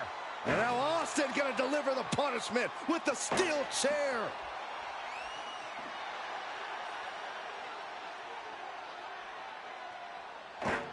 A relentless Texas Rattlesnake beating the brakes off of Rikishi with a steel chair. And again, thunderous blows by Austin.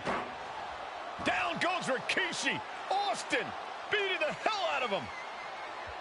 I know Austin has good reason to be doing all this, but he could be taking it too far at this point. I don't think the Rattlesnake is taking it far enough, Corey. Austin wants to put Rikishi's life in danger, just like Rikishi did to him. He gets back into the ring.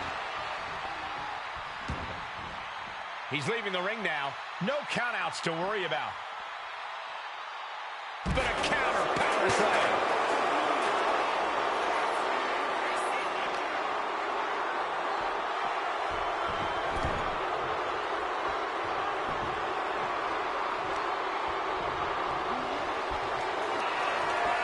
Scooped up, here it comes. Rikishi driver.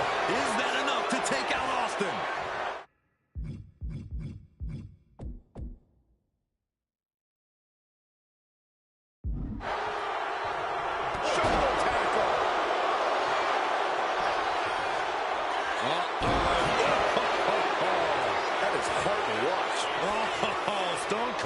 Is experiencing the brutality of Rikishi. Goes into the corner.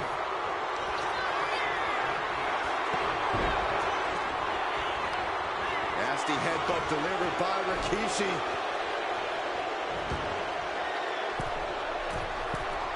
Ready to inflict more damage. Here it comes! Rock shaker! Rikishi may have put the exclamation on this one. Rikishi somehow defangs the Rattlesnake. Damn it.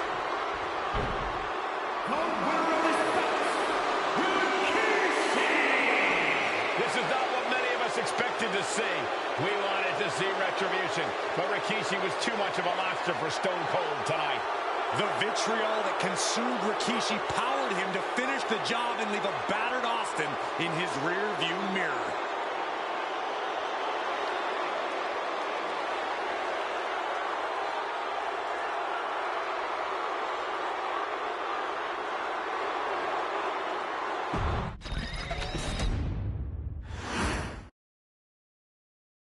His arrival signaled impending doom. His very presence was enough to intimidate even the bravest WWE competitor. His name itself simply meant the end. And if you found yourself standing across the ring from Umaga, you were most certainly coming to the end of your own road. The younger brother of Rikishi, Umaga, was every bit the Samoan bulldozer that his nickname would suggest, mauling opponents with ease, relishing the chaos that he created.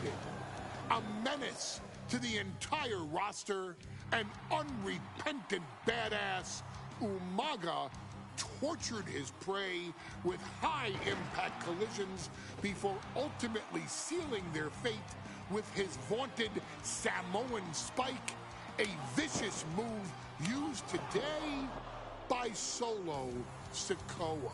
Inside the ring, man, he was just a complete monster. Anybody that stood in front of him, he was going to wreck him no matter what he had to do. He was just a crazy, wild Samoan. Outside of the ring, man, just a loving guy to be around. A fun uncle, always joking, always barbecuing at his house. I always looked up to him. He was just so cool. Perhaps an unheralded aspect of Umaga's game was his mastery of mental warfare. Umaga loved to present a wild, out-of-control savage, one who needed manager Armando Alejandro Estrada to handle all the details while he destroyed opponents. Umaga was the perfect definition of the word aura. A two-time intercontinental heavyweight champion, Umaga established himself as one of the purest forms of dominance to ever set foot in a WWE ring. His intense clashes with Batista, the Heartbreak Kid Shawn Michaels, and Triple H, along with WWE Championship battles against John Cena, still live on in the memories of those who were fortunate enough to watch Umaga perform.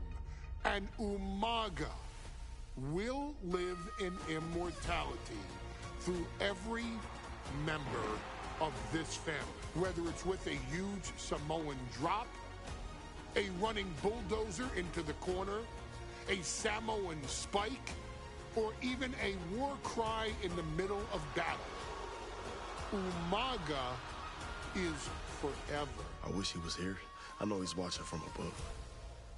So you, our beloved Us in training, are asked one simple thing here in the WWE 2K25 showcase: to defeat John Cena. You've done that in this mode before, right? Simple. It was at New Year's Revolution in 2007 that Umaga and John Cena first collided for the WWE title. Umaga appeared to be too much for Cena in the minds of many pundits. Undefeated in WWE some 9 months after his debut, and things were going very well for Umaga. Until they weren't. Umaga would see his undefeated streak end by, of all things, a damn roll-up after rushing directly into the outstretched shoes of John Cena.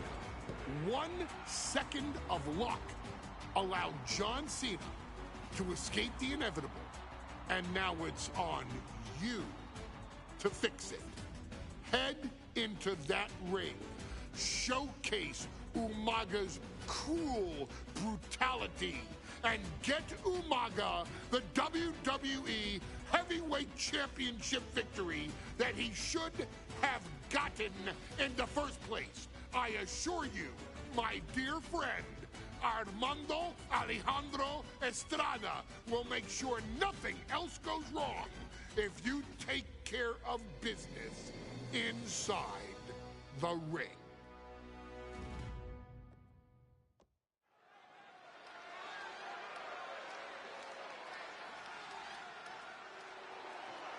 Well, ladies and gentlemen, here he is. He could be the next WWE champion, the near 400-pound Umaga. A man that since debuting right after WrestleMania 9 months ago has remained undefeated. And Umaga has been in the ring, Byron, with the best of WWE. This man looks, moves, and sounds like a movie monster. Except Umaga is for real. He is a Samoan bulldozer, an 18-wheel version with a mean streak. Big, athletic, strong, and probably going to outweigh John Cena by well over 100 pounds.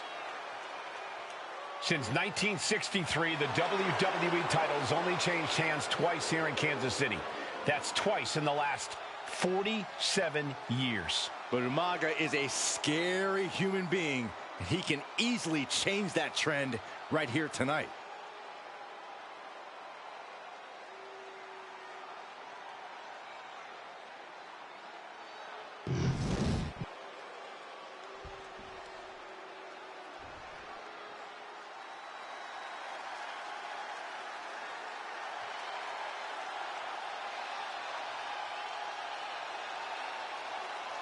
A phenomenal ovation in this arena because the champ is here.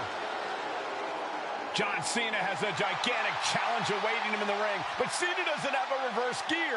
Absolutely not. The champ only goes one way, and that's straight at you.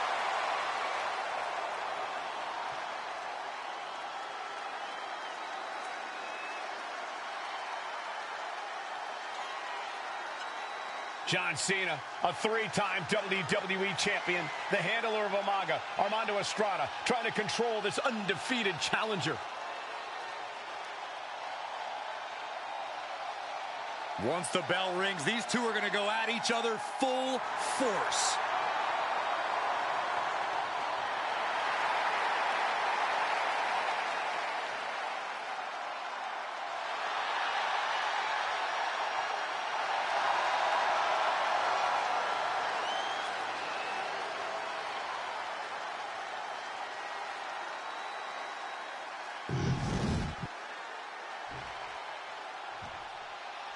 The following contest is scheduled for one fall, and it is for the WWE Championship. Introducing first, the challenger from the Isle of Samoa, weighing in at 353 pounds, Umaga.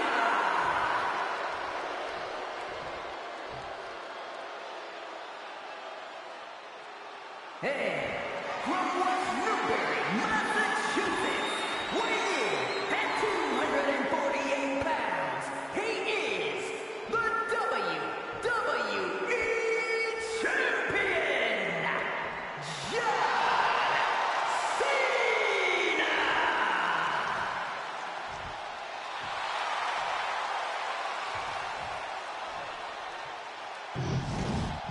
The champion thrives in these situations. Pride and heart will be tested.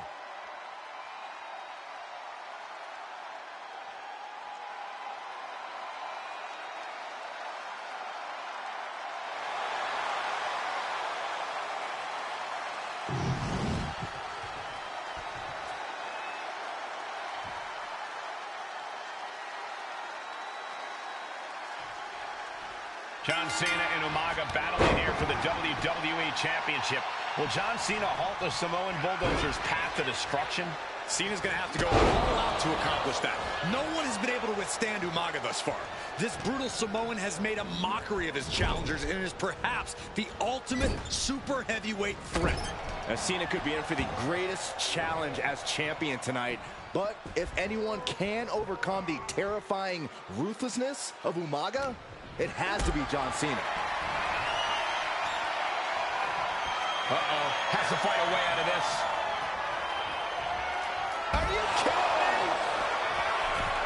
Hey, let's remember this event. Umaga's gonna fly! Look out below! Putting it all on the line and coming up big with a breathtaking move. Driven into the barricade. 2, 3. heads it off. Good counter. Lots of counters from each athlete. Impenetrable defense. Into the barricade. A dangerous situation out here at ringside. This could shorten your career. We could see a count out here. And he heads back into the ring. And this one might be headed ringside.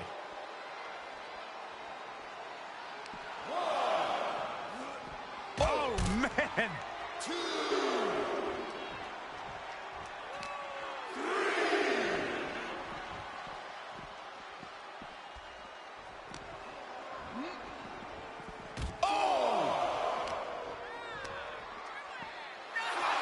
Such a unique situation for the champion John Cena tonight. This could be the first time in Cena's career that he comes in as an underdog champion. And that's a credit to the challenger. Anybody would be an underdog against a man that's undefeated. Umaga simply looks unbeatable. But John will fight you as long as he's breathing. That's the Cena style. Stamina is going to be a key factor in this match tonight. Can Cena weather Umaga's vicious attacks? Can Umaga keep up the offensive pressure as Cena drags this into deep waters? I think you're right, Cole. This might just come down to who has more gas in the tank. Nice counter by Cena. Crucial turnaround there because Cena was falling behind.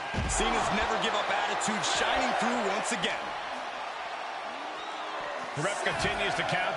Real risk of things ending right now. Bringing this back into the ring. That is the confidence of John Cena. The confidence you have when you are the face that runs the place. Reversal.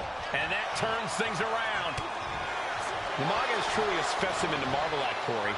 And his handler, Alejandro Estrada, knows he has a thoroughbred on his hands. There's a difference between thoroughbreds and Umaga, though, Cole. Thoroughbreds can be tamed. Umaga cannot.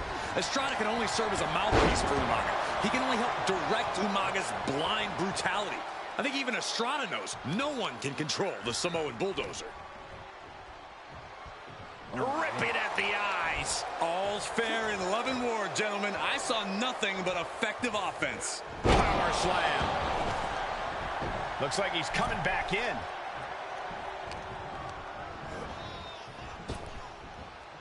Rapid fire Samoan drop.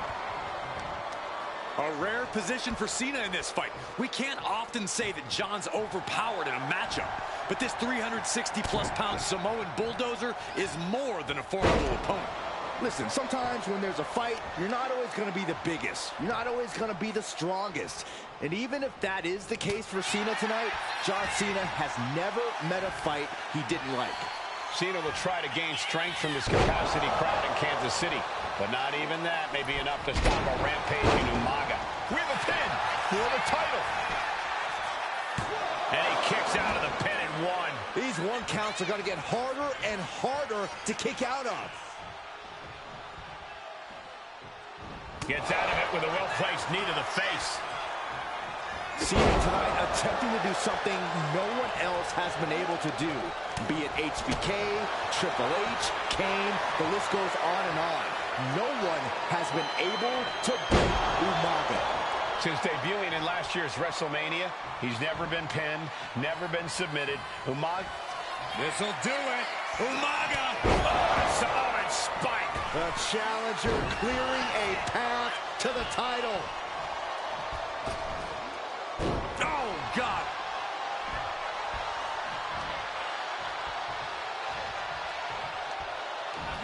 Good Lord. Pop-up Samoan drop. Brutal attack from Umaga. He smells Cena's blood in the water.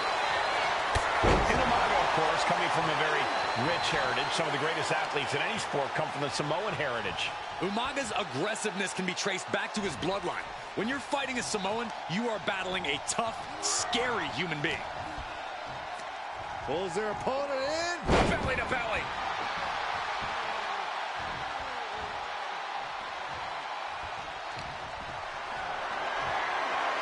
This is a situation you want to avoid. Press slam. Great ring awareness. Cena with a shoulder tackle. And here comes Big Match John. Don't throw a punch. Don't throw a punch. Oh, that never works.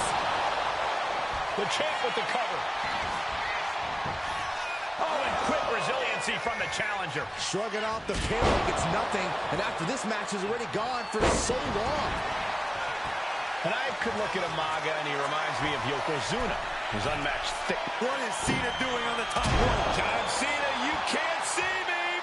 John Cena is pulling out all the stops, trying to keep Umaga down.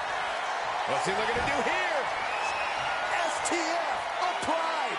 John Cena! STF, STF. No. Well-placed elbow is the key to escape. Two powerhouses, a championship on the line. We knew this would be a battle. Umaga and Cena aren't giving up any ground here. Ooh. Oh, target of the arm. Ooh. Choosing to go after the head. Interesting strategy. Oh, my God. Ooh. Strong kick. My goodness.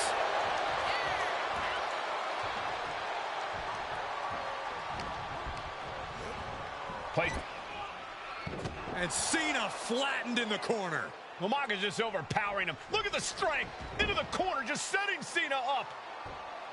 You have to start to ask yourself, is the end of John Cena near? I think so. Look out! A headbutt. No one has been able to stop Umaga. No one. You are seeing why Umaga is undefeated. Why no one has been able to stop the Samoan Bulldozer. Here comes Umaga, and Cena catches him with a boot. John Cena from behind, rolls him up, shoulders down, and a kick out by Umaga.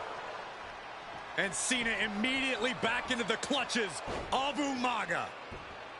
I'm not sure what else Cena can do here. I'm not sure John Cena knows how to stop Umaga. And Corey, you know there's no force equal to being on the receiving end of a headbutt from Umaga. It's in Umaga's DNA. Generations have perfected the art of using their own skull as a weapon that could stop an elephant. Pulls their opponent in. Belly to belly. Sometimes I look at Umaga and it just scares me. I think he forgets that he's even in a championship match. Estrada is very aware of it, but Umaga sometimes looks oblivious to what's going on, other than the fact that he knows he's supposed to hurt his opponent. Having no... Up high! Uh-oh. Look at the power. Taken down with a body slam. Cena's getting dominated. Cena. This'll do it. Umaga. Samoan spike. Are we headed toward the title change? And into the cover. Oh, he gets the shoulder right before three. We knew it was not going to be an easy task to put the champ. Uh-oh. He turns it around on Umaga.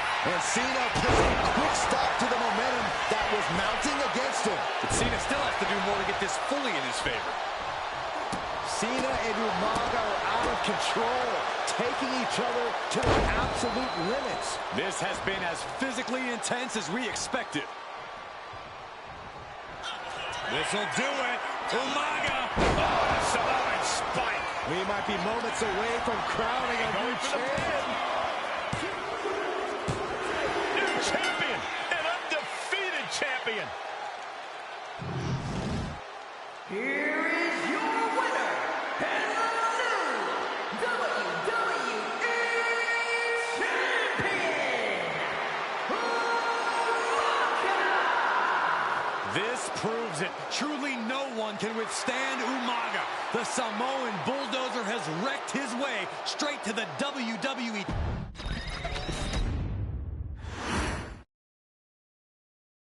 Hey, in WWE, things move really fast. If you aren't present in the moment, it can feel like a year goes by in only 2 or 3 minutes. That's why you always have to make time to make sure that you check. Hold on. Did I just hear myself say 3 minutes?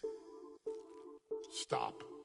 Can you believe I'm actually doing Eric Bischoff's shtick?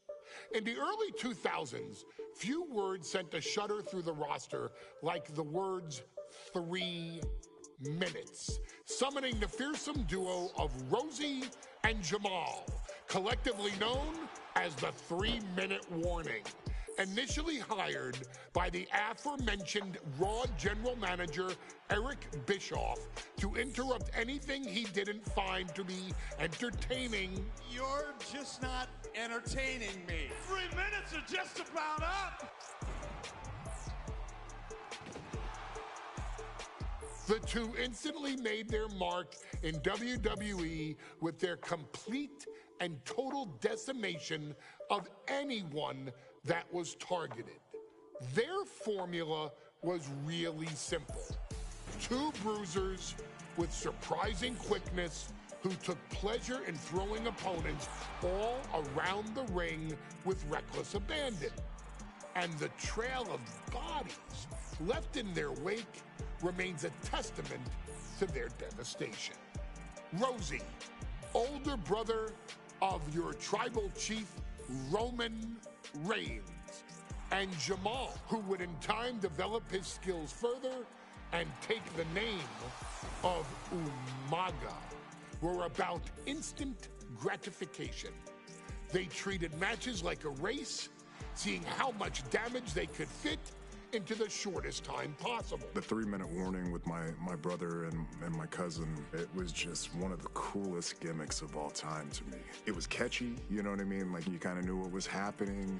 And I feel like we all remember when the 3-minute warning hit for the first time. You know, the whole Den TV area just lit up. Every match was a train wreck, as the two would use their size to overwhelm most opponents, coupling that with incredible tag team maneuvers to increase the carnage to its maximum levels. That approach, maximizing damage while minimizing time, was a 3-minute warning signature. The team itself saw its run in WWE last for a little over a year, but in that time managed to make such an impression with the WWE Universe that it still resonates today. They are proof of the impact anyone can make if they capitalize on their opportunities, as 3-minute warning did every single time. It was a short-lived gimmick, but it was a really cool gimmick, and I just think it shows the versatility of, hey, if you need us to go out there and tell you a Broadway story, I'll cover 2 hours if you like. But if you need us to come out in 3 minutes to make an impact, we can do that too. But you gotta be really good to be thrown in there with the very, very best in the industry. I'm getting all pumped and proud, you know, for my brother and my cousin right now, just thinking about it. Here in the WWE 2K25 showcase, we have selected another team that embodies the same mindset in Akam and Razor, the AOP. Similar to Jamal and Rosie, these two look to inflict the most pain in the most efficient manner. Like 3-minute warning, AOP happily dispatches when summoned. Like 3-minute warning, AOP features two Goliaths who will hurl your body from pillar to post before finally bringing it all to a most painful conclusion. It's up to you in this Extreme Rules contest to beat the AOP to the punch and showcase the Wrecking Crew approach that made 3-minute warning the premier bruiser squad in all of WWE. And don't worry, we will give you more than 3 minutes to make that fact perfectly clear. As a matter of fact, take your time and enjoy dishing out the punishment.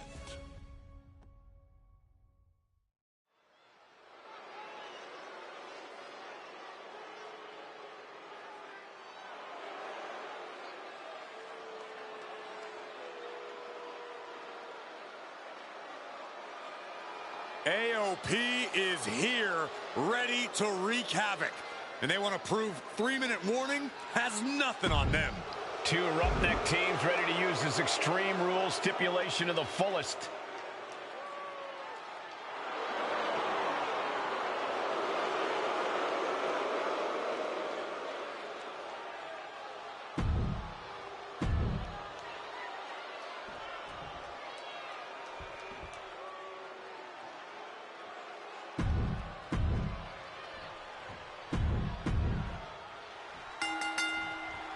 We got 3-minute warning and the authors of pain clashing tonight in what should be a harrowing Extreme Rules match.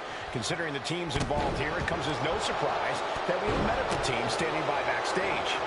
Yeah, these are two of the most merciless and physical teams we've ever seen. Lasting bodily harm isn't just highly probable in this match, it's essentially guaranteed. I, for one, can't wait to see what these teams do with the rules thrown out the window. They're free to be as creative as they want in their pursuit of absolutely annihilating one another. Many would call the AOP and 3-minute warning equally brutal. How can one of these teams get the edge in this head-to-head contest? It's true they're well matched, but AOP tends to be the more methodical and calculating of the two teams. If AOP can get control of the pace and smother 3-minute warning's chaotic in-ring style, they'll be in a position to win this. Man, Rosie and Jamal, Akam and Razor representing the biggest, most imposing teams WWE has ever seen. Both teams don't care what the motive is, don't care who the target is. Their goal always remains the same, and that is complete destruction of the opposition. We call them equal opportunity ass kickers. The first few rows should take a couple steps back because no one is safe when you're in the vicinity of these teams. Goes under the ropes and into the ring. Jumping headbutt. Ooh. Oh my gosh, one hand. Just got thrown around like a sack of you-know-what. Driven down with a sidewalk slam. Oof, vicious headbutt. Just look at the size of all these superstars. The ring. Perched in a dangerous position up top. It's about to get worse from here. The extra height probably doubling, maybe even tripling the impact there. Crank in the head. Bam!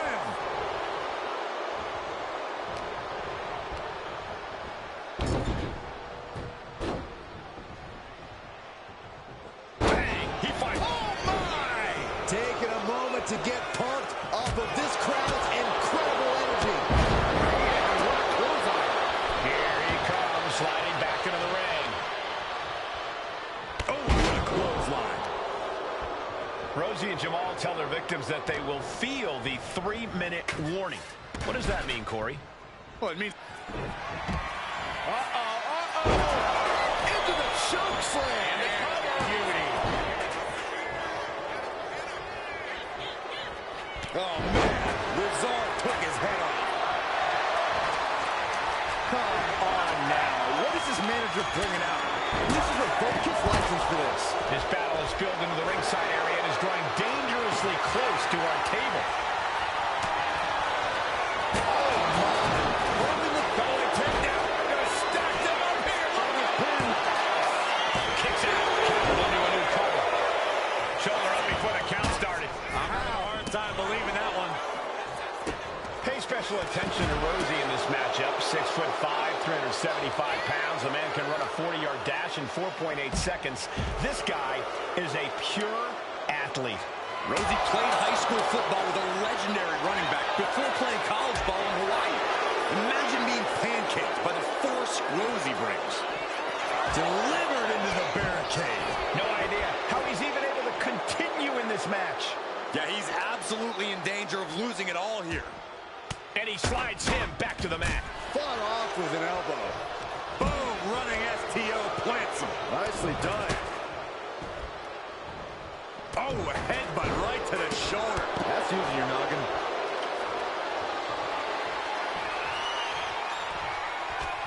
And now positioning the ladder on the turnbuckles. That just made that corner even more dangerous territory.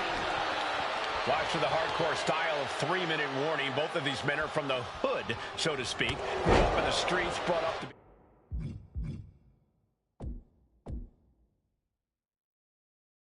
Tough. Rosie and Jamal have a rough tenacity. A duo that couldn't care less about headlocks. They're just all about beating the hell out.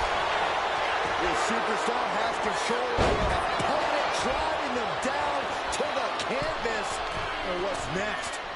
From the middle row. Still fighting back. Look at him go. Forget it. AOP just fell to their demise. Completely manhandling, my goodness.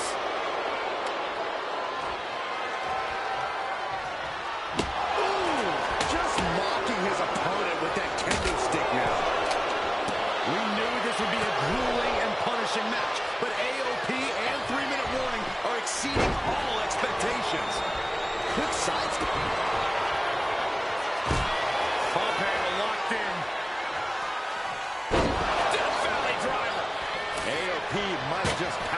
final testament. And a kick out. What on earth? How? Kicking out at one after that. There you go. What a Samoan driver. Jamal pins the shoulders down. I guess it was time to switch gears. What is he doing? Oh my, what a splash. His body is dealing with a lot of stress here. Yeah, Extreme Rules matches eventually take their toll on everyone. Ouch.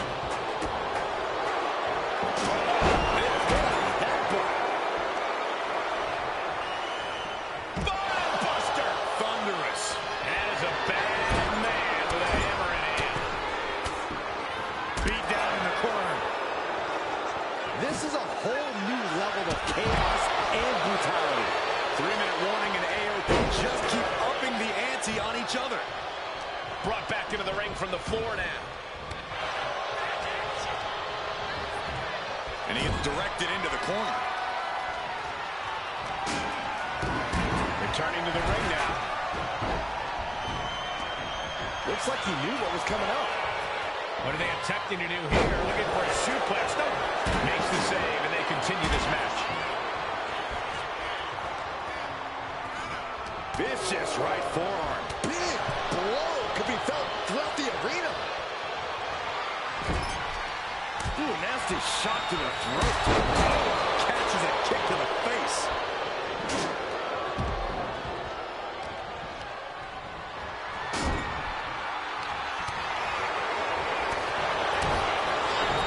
Slamming their opponent into place. Curious to see what's coming next from the second rope. Headed to the outside. But for what reason? Oh, man, spine-crushing impact. Uh-oh. Getting set up. Dragging them out. There's a slam. Sending them up in the corner. What does this superstar have planned? Gonna climb to the second rope. And a huge splash. Can Rose eclipse this one? Makes the cover. And stopping the pin there. Eludes the attack. Getting carried to a vulnerable position here.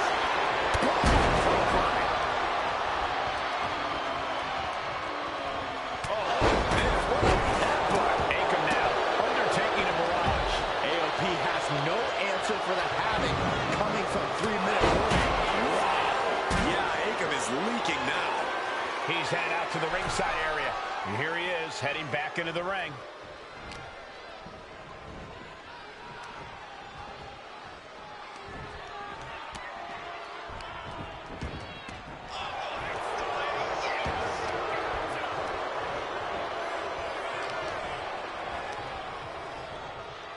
Has him in the corner. Dragging them out. There's a slam. Setting them up in the corner. What does this superstar have planned? Gonna climb to the second rope. Splash from the middle rope. Terrible position. Rosie and Jamal survive Extreme Rules. Here are your winners, Rosie and Jamal. 3-minute warning. Gotta give it up to 3-minute warning. In a contest between two of the most badass squads we've ever seen, they were the tougher competitors. Yeah, but AOP certainly made 3-minute warning earn this win. Just think about all the carnage we witnessed here tonight.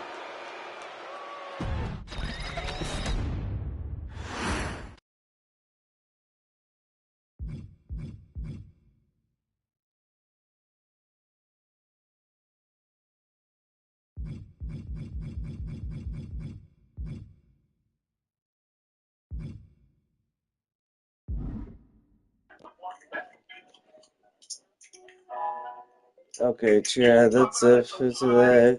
Thank you guys for watching the showcase part 1. We'll do part 2 maybe tomorrow or something. I don't know. We'll see. But thank you guys for watching, and I'll see you guys on the next one. Thank you guys for watching, and peace out. Peace!